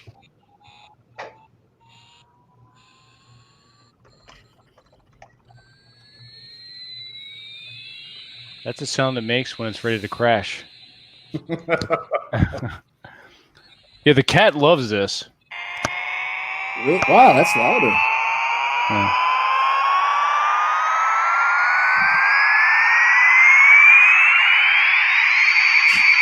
Dude, mine doesn't make any noise. It's this little tiny metallic. I'm going to show it. Yours was the most expensive. Look at that. You got lights and everything. What? Fucking awesome. And if you pull back on it, it does the, yeah. So this is where it crashes because the airline stewardess weighs 350 pounds over, I'm going to say it again. The airline stewardesses of the Spirit Air in general are pretty hot. Not this last flight I was on. There was one. You have to understand, Aaron. There's weight adjustments that are needed for a plane to actually take off and land correctly. So they have to be somewhere. Someone's luggage is going to suffer if they're overweight stewardesses. Well, I'm just saying, I think their uniforms are very sharp. If you've ever flown Spirit Air, I refuse. For the most part, they're pretty young. For the most part, they're pretty in shape. A lot of the sisters work at Spirit Airlines. I don't know why. Nuns? No, black gals. Oh, okay. And I know. not my cup of tea, but they're good looking for black chicks, especially because they're in shape. So that's cool. I remember you did send us a photo. So how many Spirit Airline points did you spend to get this swag, Aaron? Yeah, I know. No, I bought that was on Amazon. Oh, you bought those on? You didn't even go to the actual store. You bought them. I don't think Spirit has it. They're too cheap. Oh, okay. Well, you got the cheap. You got the cheap part right. Let me see if Spirit Airlines has some merch. Merchandise. I thought maybe you got that free, like a swag bag, if you spend so many points. No. I was bored out of my mind, and I wanted to get you guys your favorite items. Okay, where we fly, deals, book, travel agent. Gosh, are you telling us your itinerary? Sorry. No, I'm trying to find out if they got merch. Oh, arrive at 2 a.m. in the morning. Wake me up at 3:30 because you had to rent a car and drive into to Gettysburg. I'm here. Fuck. Yeah, thanks. I got some good. Hey, look, they're flying me back to the Twin Cities. I think for $28. Now, you gotta admit that's amazing. Go to the Twin Cities. That is. Well, you're. Remember though, you're sitting on a chicken coop. Anyway, I am proud of Spirit Airline. I hope you guys like your toys. We do, thank you. My cat really loves this. Good, so, good. Yes. None of you have flown Spirit? No. Dude, I've done Southwest. Domestic flights. I usually do Southwest. Yeah. Same. I know Drew, Chess doesn't like Southwest, but I don't think I've flown with them. No. Man, you guys are missing out. And there's Frontier. I will have to just fly somewhere just to fly with them. Mm. I don't have anywhere to go right now. Well, if you like marginally attractive black chicks, there you go, a Spirit Airline. Then. There you go. Marginally attractive.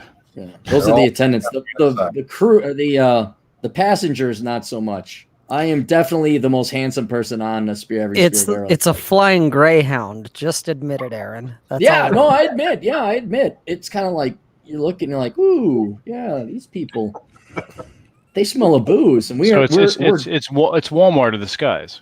It's worse than that. It's the Aldi's of the skies. It's actually Aldi's isn't that bad. How can you like Aldi's and not Spirit? Well, I don't like Aldi's, but it's not as bad as Spirit.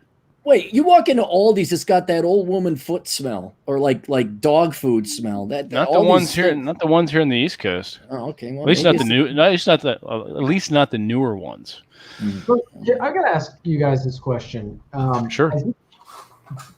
When you're young, you put up with a lot of stuff in terms of just comforts. Meaning, like back when I was in college, I was living in a little old house that had no insulation, and there was frost on my blanket when I woke up because it was during the wintertime because the insulation obviously didn't exist. I would not put up with that now. And so it's sort of the same thing with airline flights where I've done the whole cattle car thing, but I'm getting to the point where I'm willing to pay a little extra money so that I don't feel like I'm being put into a pod of some kind next to people, because there's just no room to actually. It's just, I don't know. It's almost like you start to want better things, but I don't know. Apparently, we're not the case with Aaron. Aaron just wants to be treated like a cattle car. He's heading over to his camp. Can I get more geeky? Sure, by all means. Is that possible? Do you know the main there are many reasons. The wonders of Spirit Airlines never ceases. But the main reason I fly Spirit Airline is because they can get me from Minneapolis to Vegas or wherever for usually under $50. And one time I got a flight for $18. $18 from Vegas back to Minneapolis. I'm like, think of the technology. Like, they've got it down to a science that for $18 they can haul a 150-pound man, whatever, 1,500 miles at 600 miles an hour. I think that's just amazing. I'm like getting back all the money I paid in taxes when I fly Spirit Air. Like, it's such a deal that the quarter Eastern European blood in me, which I shan't say what tribe, Shadrach, Meshach, and Abednego may have had something to do with it, captured by the Babylonians after the Egyptians saying, It's awesome. It's like Let my and people you save so go. much money. You could go spend money on Vegas then, or wherever you're going. Well, you don't gamble anyway, so it's No, but like if I No. want a good cigar, like think of it this way: Yeah. if I fly Yeah. Spirit Airlines, I've saved myself at least $100 over something else, so that should pay for like my gas, cigars, a couple meals, and it's just good frugal discipline to have. And so when I get a deal like that, it's really hard to turn down. I have though decided to start spending the $7 to upgrade to some of the fronter seats. Because is that less chickens under the seat? Is that what that is? No, there's less poor people. Okay. Is there like a curtain that cuts you off from the other? Is it? Yeah. Is there a curtain that cuts you off from the other poor people? No, it's chicken wire. It's chicken wire. Okay. on the balsa wood frame. Right. Yeah. So no, right. The main reason I decided to start dropping $7 to $10 is because in the back usually you have poorer people, and nothing wrong with poor people except you're poor. But they smell. Well, then they smell like the people at Aldi's apparently. But the other thing is they're also loud. It could be the children that they can't afford that makes noises crying on the plane. It could be the drunk ghetto trash that I was flying back with one time, fighting with the stewardesses and whatnot. And that distracts me from my work because I use that time, the 3 hours in the air. I'm banging away at the laptop. And if I'm distracted enough, now I'm losing $7 to $10, more than that, probably $20, $30 in labor that now I got to do when I get on the ground. So for $7, I'm coming out ahead, saving myself probably $20 in labor. And it's much more enjoyable and I get off the plane quicker. But it's still economic. I'm still coming out financially ahead if I'm willing to drop, $7 to $10 to sit with the not so poor people, the lower middle income. Gotcha. The peons. The less poor than the less poor. Yes, So you're with the less poor. I'm hanging out with the people that have most of their teeth. Yes. Gotcha. And they only slightly smell. They're given the deodorant stick on the way in, right? So they get the extra Spirit Airlines deodorant stick. No, but it's the only time people in smells like Airlines, chicken.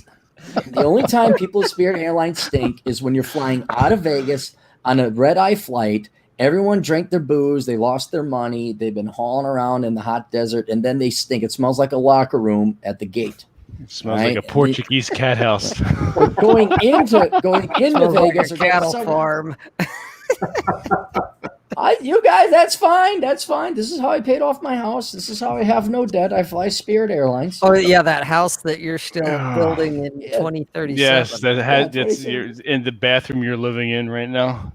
Yeah, I'm in a room. I have to. The curtain behind you just looks like a shower curtain. That's all. No, it's not a shower. It looks like a cot upended. Look, see, I got this.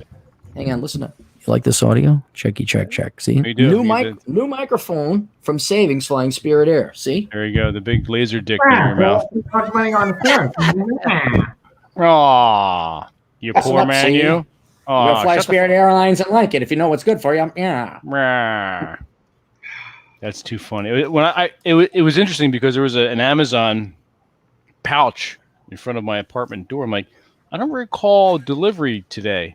So I opened it up and I'm like, I started laughing. I'm like, good old Aaron Clary.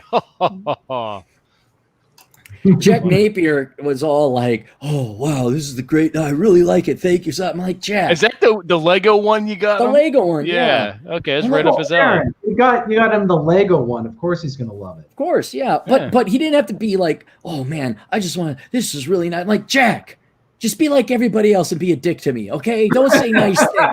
Don't fake me. Just say, Jesus fucking Christ, Clary, nerdy, blah, blah, blah. That's all. Jesus Christ, Aaron, you gave me a Chicken Coop Express toy. Yeah, I know, right? Well, we could be mean to you, Aaron. Don't worry, we can. You will? This. Really? Yes, yeah, of course. I know exactly what I'm going to put on your gravestone. It's going to say at the bottom, it actually was a cancer that time. Where are all these comments coming in? Who's commenting all this? I just made them those you banners. just made them up. Yeah, okay. I have a whole host of Aaron Clary busts just for you. You tuned in once in a while, you'd know them. That's right. Wow. Get gay in the sunlight. Gay in the sunlight. Going back to what we were originally discussing was the 1980s stuff. I'm really hoping it's a hope. I'm not saying it's going to happen necessarily, but my hope is at some point there's a renaissance of that kind of entertainment. It's obviously not going to happen right now. We're going through this like storm, but the hope is that at some point we're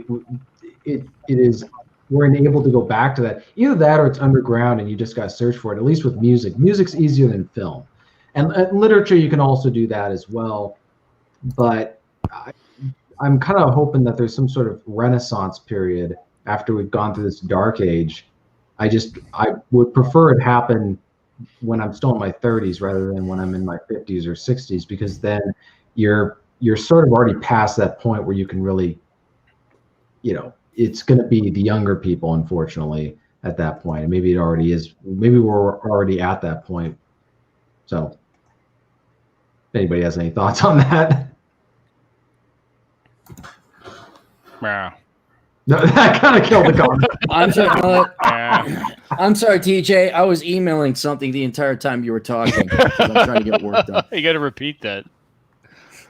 No, he doesn't have to. I just like, TJ's gonna talk. I guess I'll go email now. No, I'm kidding. Yeah, it was pretty brief though. It was brief. Well, the thing about it is that there's nothing new under the sun. Everything repeats, and we really don't. The future is unwritten, and I'm pretty pessimistic about the future too.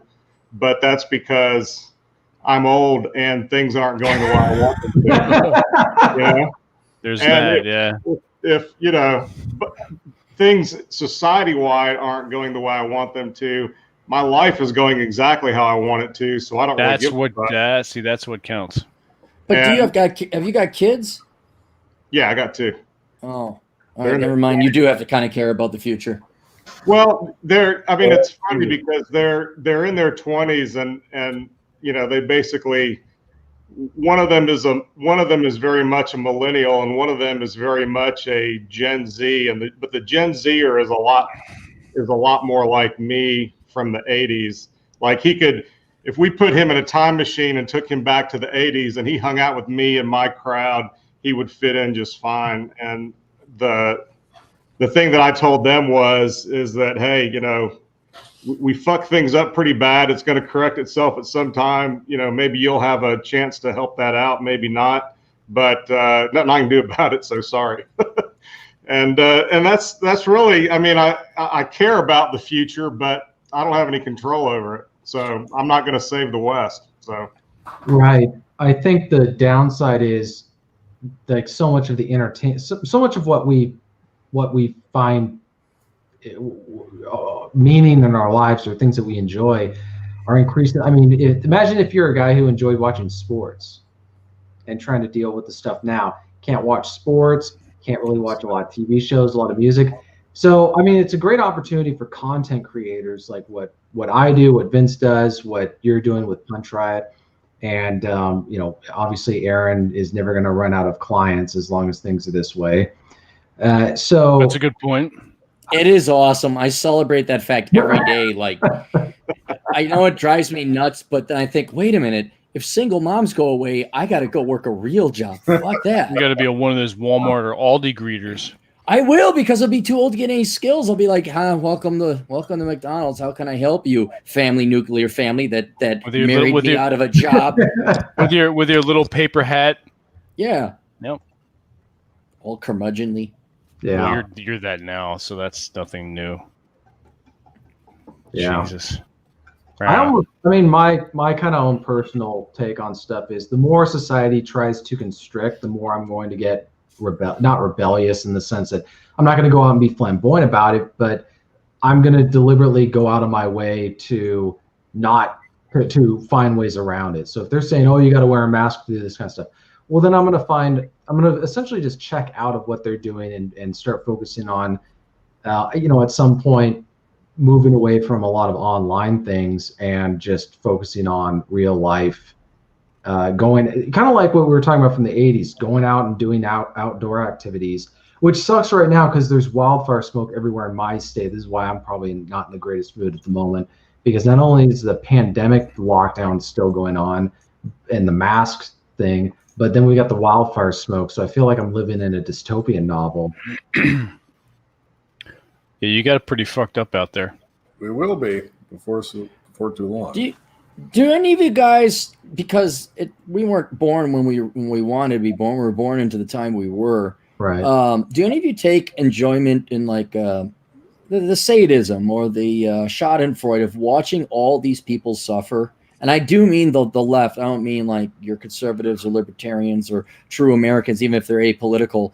But for example, you may loathe and detest Antifa or rioters or anything, but do you take any solace in that, okay, the guy made off with the TV. Do you think some thug, some rioter stealing TV because he's black and entitled to reparations, whatever they want to tell him, do you think that person's going to live a great life? Like, oh, I got my this flat panel TV. This was the beam I needed to support my household. And now he's going to go and make good money. Or the single moms that will just, oh, I need more money. Or here's a perfect example. I can't play D&D. Why? Because of the Smurgs. All right. Do you think don't forget the retards? Well, I don't want to get you too much trouble, but these people have everything bought and they got everything bought and paid for, and they're so dysfunctional, so mentally tortured. They cry because you won't let them cast a spell at that particular moment. I mean, have you just imagine the mental pain these people are in, where nothing goes their way. They're never going to, forget be rich, they're never going to make it to middle income. They're always going to be struggling. And the problem can never leave them because they're the problem. And so you get to, like TJ, you're saying about these spinster gals, and it's 100% true. Do you take any joy in that your average 25-year-old young lady today who is some Marxist feminist who has a ton of debt and rejects or rebukes your advances and dares to call you, accuse you of having some kind of privilege or institutional or structural bigotry against you? Isn't it nice to know some of that delusional is just like, so I'm trying to spin it. It's always been kind of the nerds where society, be it high school or middle school or whatever, the nerds always got picked on because you weren't cool and you weren't playing along with society. Well, isn't that kind of what nerds do, is they say, screw society, I'm going to do what I want in the meantime. And then everybody in high school, like that's it, that's their big time. And then their fuck ups they're on after. So, I'm rarely optimistic, but I'm really enjoying, aside from like traveling and hiking and motorcycling and doing my thing, I really enjoying watching other people suffer. I'm not saying that to be edgy or cool, but it's true. It's just like, that's great you're suffering because you did it to yourself. I think the one thing I do, I'd say enjoy, if we can call it that, is I enjoy the peace and quiet that comes with coming home or being in my house, particularly during the wintertime or when I'm out. I've gone out and done outdoor stuff. I come back home, I can eat whatever I want, drink whatever I want, watch whatever movie I want, have my fireplace going. The world outside is going crazy, and I just don't have to worry about it at that moment. So in knowing that other people are not enjoying the same, I'd say, serenity in their own home. Why are you focusing on me? Well, you're talking. Yeah, I don't know if I like that. You can just, yeah. So I just say that in a way, yeah, but right now it's like I can't even go outside and enjoy the weather because the weather's all. That's weather. But like, for example, Rob, I know you don't obsess about it, but aren't you kind of happy that your ex-wife is miserable? To be honest, I don't even think about. Okay, there's not like a little bit of like, oh, no, all right. Nah. He's like, I'm happy for you. I like it when bad people suffer. So. I like when bad people what you're suffer. talking about? This guy got his bicep blown off in Kenosha. I thought that was pretty damn funny, actually. Yeah, it was pretty funny when he lost his bicep, and I saw that picture of him with the paramedic cap on, and he's kneeling in the street. He's like half holding the gun. The Glock is dangling from his face. Like, He's got that look of anguish on his face. I thought that was pretty damn funny. That was hysterical, actually. Yeah, and do you think he learned his lesson? No, he was in a sling doing the same damn bullshit, protesting, rioting bullshit 2 weeks later. What's he going to do when he's 55? What, he's going to still go out there and protest? One of his nuts shot off next, actually. Hopefully, a low-flying traffic copter will take him out next time. Or a Spirit Airlines plane. That's more likely to happen, yeah. And it would be even funnier is if you're on it. Yes. That's yes. Oh, wish Aaron dies. Yes. No, not die. It just land. Well, did you see? I came across my Twitter feed recently. I don't know if it was Spirit or not, but I made a joke about being Spirit. Somebody was sitting by the wing, and the plane was landing, but the landing was short of the runway, so it wasn't the ground they were landing on. They were doing a water landing, and somebody was filming as they were splashing down into the water, into the ocean, like half a mile from the goddamn runway. So I thought that was interesting. I figured, that's Aaron would be on that plane, definitely. Yeah, I thought planes floated a little bit, and also you saw the water rushing in. They will. He or she turned off the phone before it got that far. So, but you didn't see the water flooding in. You heard the splashdown. You heard the water start to gurgle. Yeah. No, I saw water flowing in. It was like, whoa. Did you? Okay. Yeah, I was like, I didn't see it that far, unless it was someone else's video. I'm sure there was more. It wasn't Spirit Airlines. Spirit Airlines never crashed. I wonder if they even had a crash. Not to keep going back to Spirit Airlines. That's okay. It's funny. And Spirit Airlines, the main low-cost carriers are Spirit, Frontier, Allegiant, and Sun Country, all of which has never suffered a fatal accident. There you go. They'll have newer planes, probably. Not too bad. Haven't been around long enough. Yeah, they're all well maintained. Still have working parts. Those chickens do their job, man. I'll tell you. Anyway, I just think if it's masculine geeks or God Almighty, and I've thought about this a lot of times, like how nice would it be just to retreat into La La Land, like go back to being a true nerd and only caring about my video games and eating bad food and playing tabletop games and just getting lost in that alternate reality. Well, you could do that. I mean, theoretically, right? Especially in context of today and what's going on with all the insanity. I mean, yeah, I could see where you want to unplug, and why not go into the Matrix and just, I'm gonna just, not that you actually believe you're some barbarian, but why have your mind and the CPU of your mind process and worry about what the latest riot is or what stupid Marxist has been elected at the House of Representatives?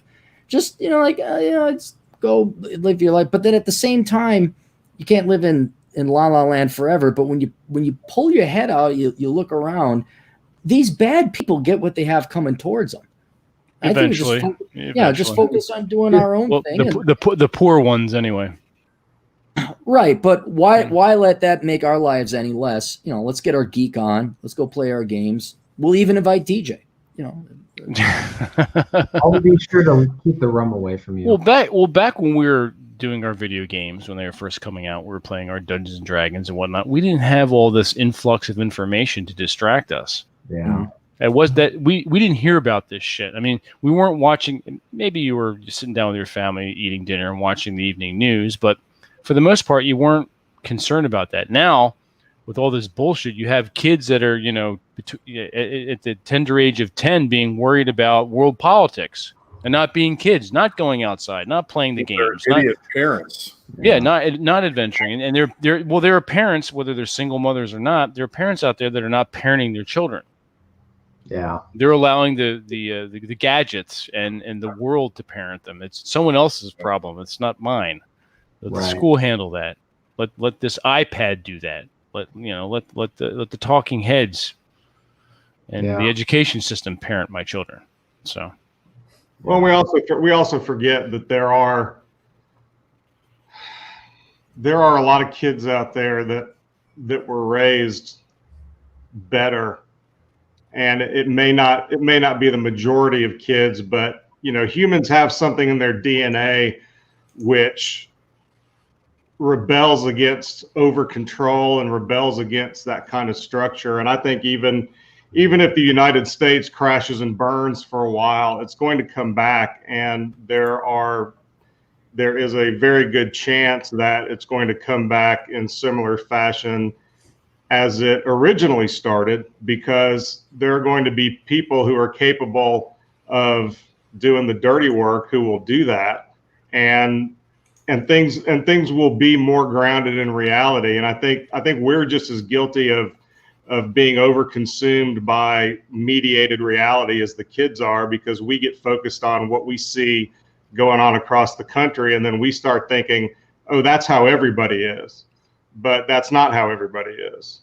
And the people that are more grounded are not the people you see out in the streets running around. And whether you call it a silent majority or whatever you want to call it, they're still out there, and they're not as active as the shitheads burning everything down. But just because they're not active this early on doesn't mean they're not still in the game. And I think that there's a process civilizations go through. All civilizations do it. We are special in a way, but in the grand scheme of things, we're not. And we have to go through our bullshit too. And that may be what's happening now. It may just be a false alarm. I don't know.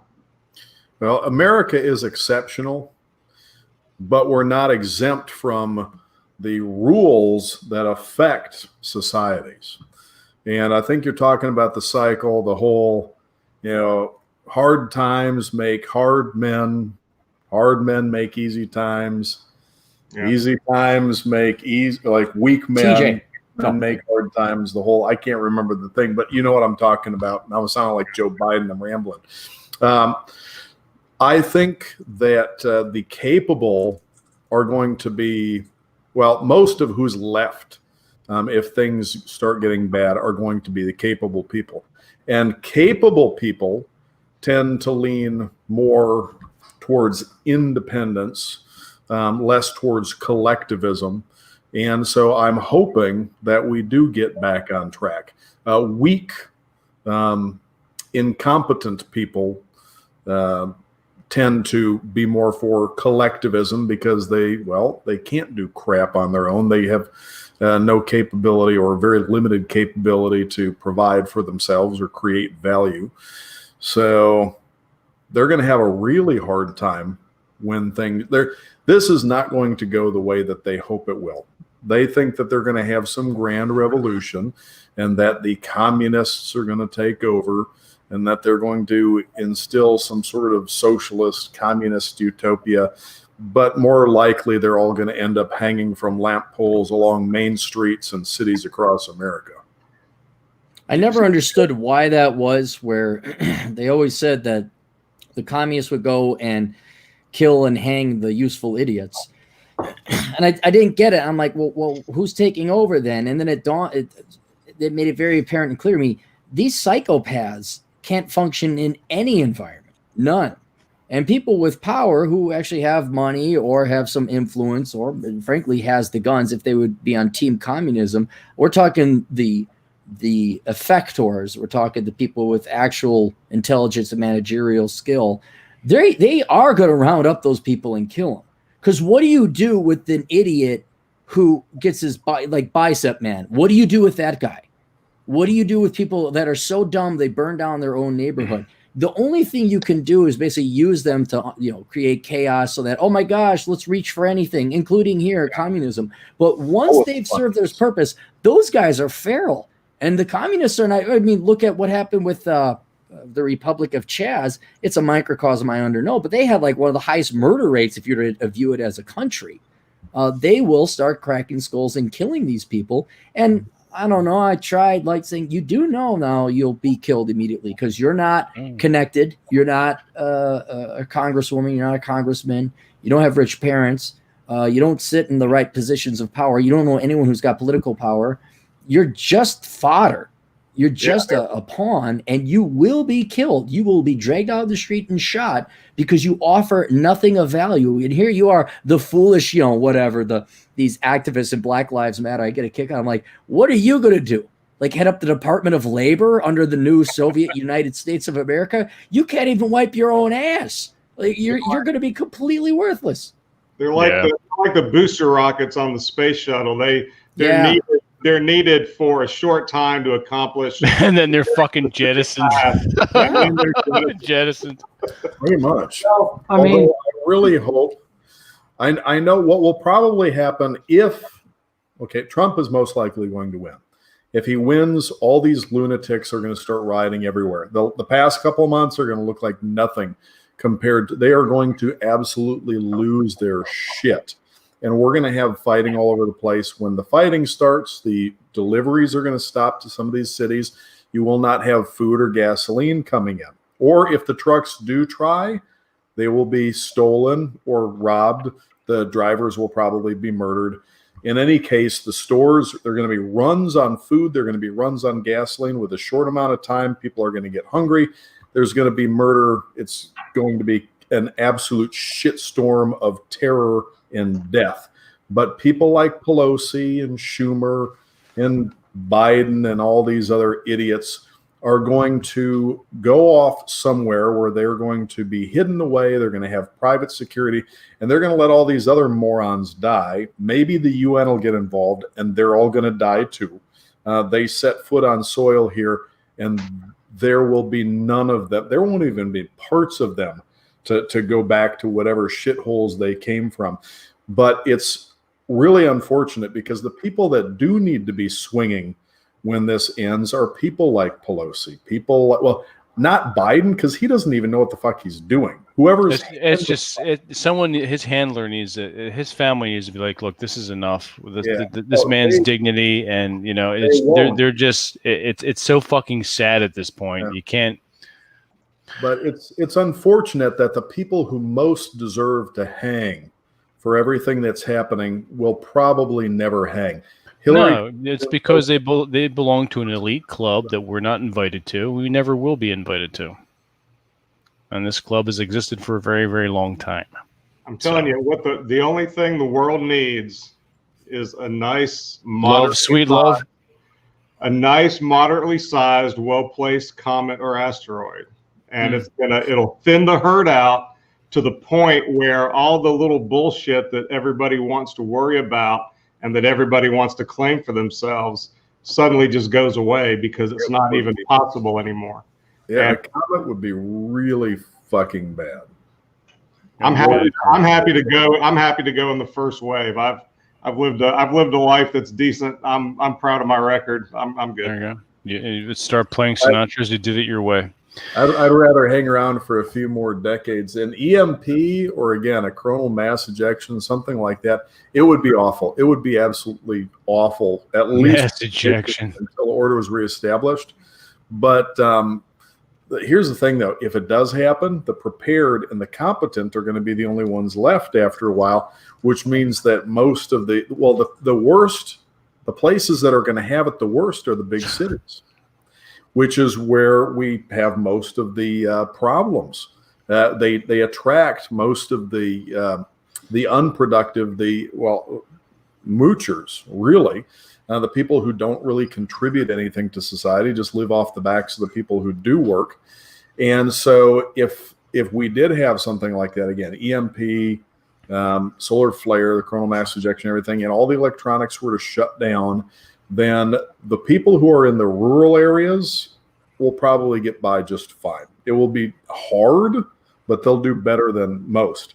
The further away from the cities you are, the better. The people who are in the cities, and especially the people who depend on everybody else and could not. How many people today, right now, if they lost everything and if there was no more electricity, no more grocery stores, no more gasoline, would be able to last a week? How many people even know how to get or purify water?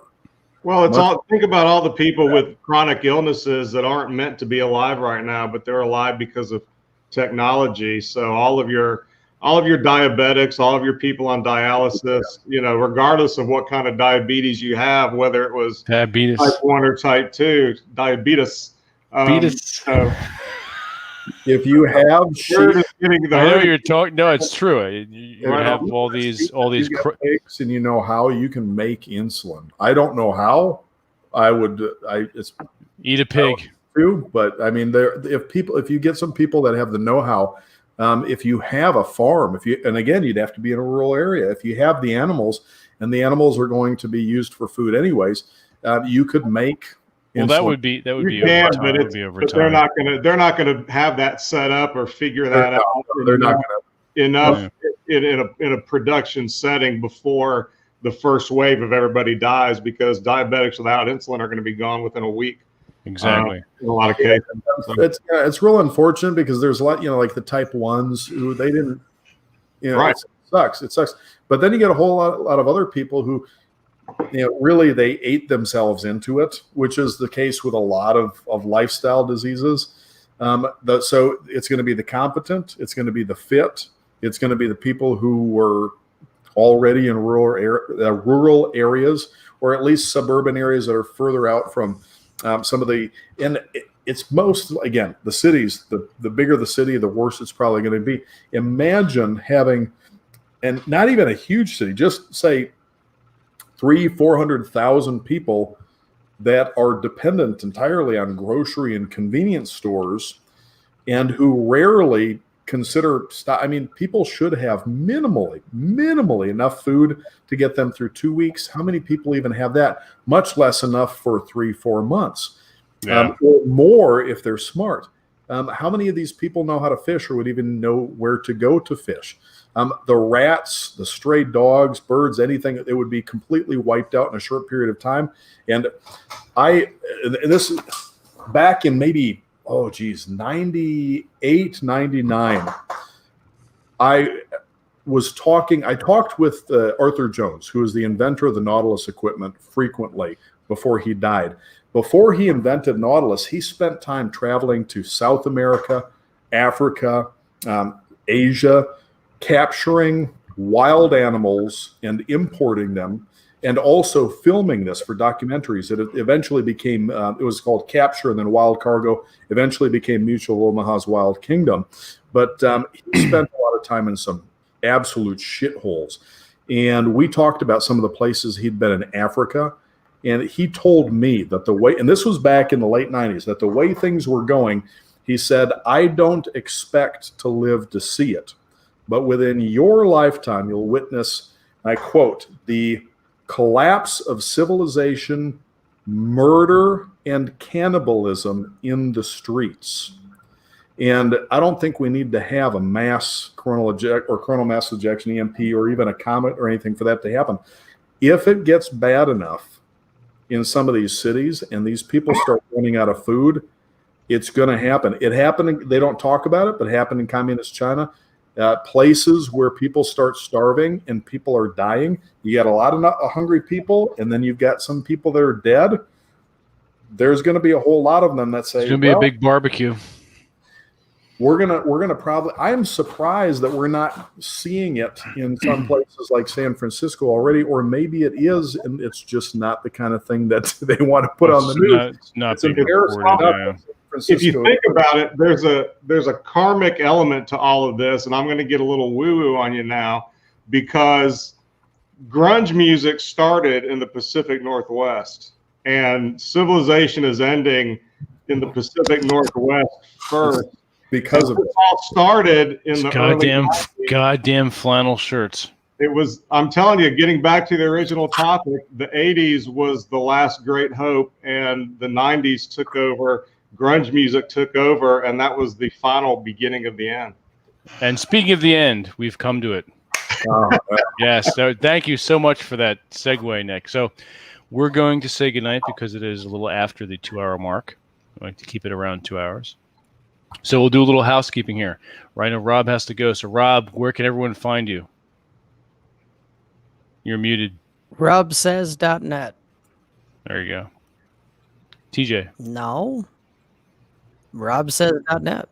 tjmartinell.com. You were just there was just a little bit of a lag. That's all. Nick, how about yourself? 2 places, punchriot.com and nickaugust.xyz. Nice. Last but not least, Drew, how about yourself? They can find me at baye.com. It's BAYE. I'm not going to plug any shit right now. I got books. Go there, buy my books, so you won't be fat and diabetic when the comet hits. Exactly. No one will be feasting on your body because you'll be no fat. Yes, you will. Well, exactly. You won't be somebody else's food. There you go. So there you have it, folks. Until next time, keep the fires burning, keep the lead flying down range, and be ready for the next installment of the live stream D&D game next Wednesday. Wednesday before the Village by the Lake trip begins, and that will be on Thursday. So it's going to be a good, fun week next week. Everyone enjoy your weekends. Until next time, we'll catch you later.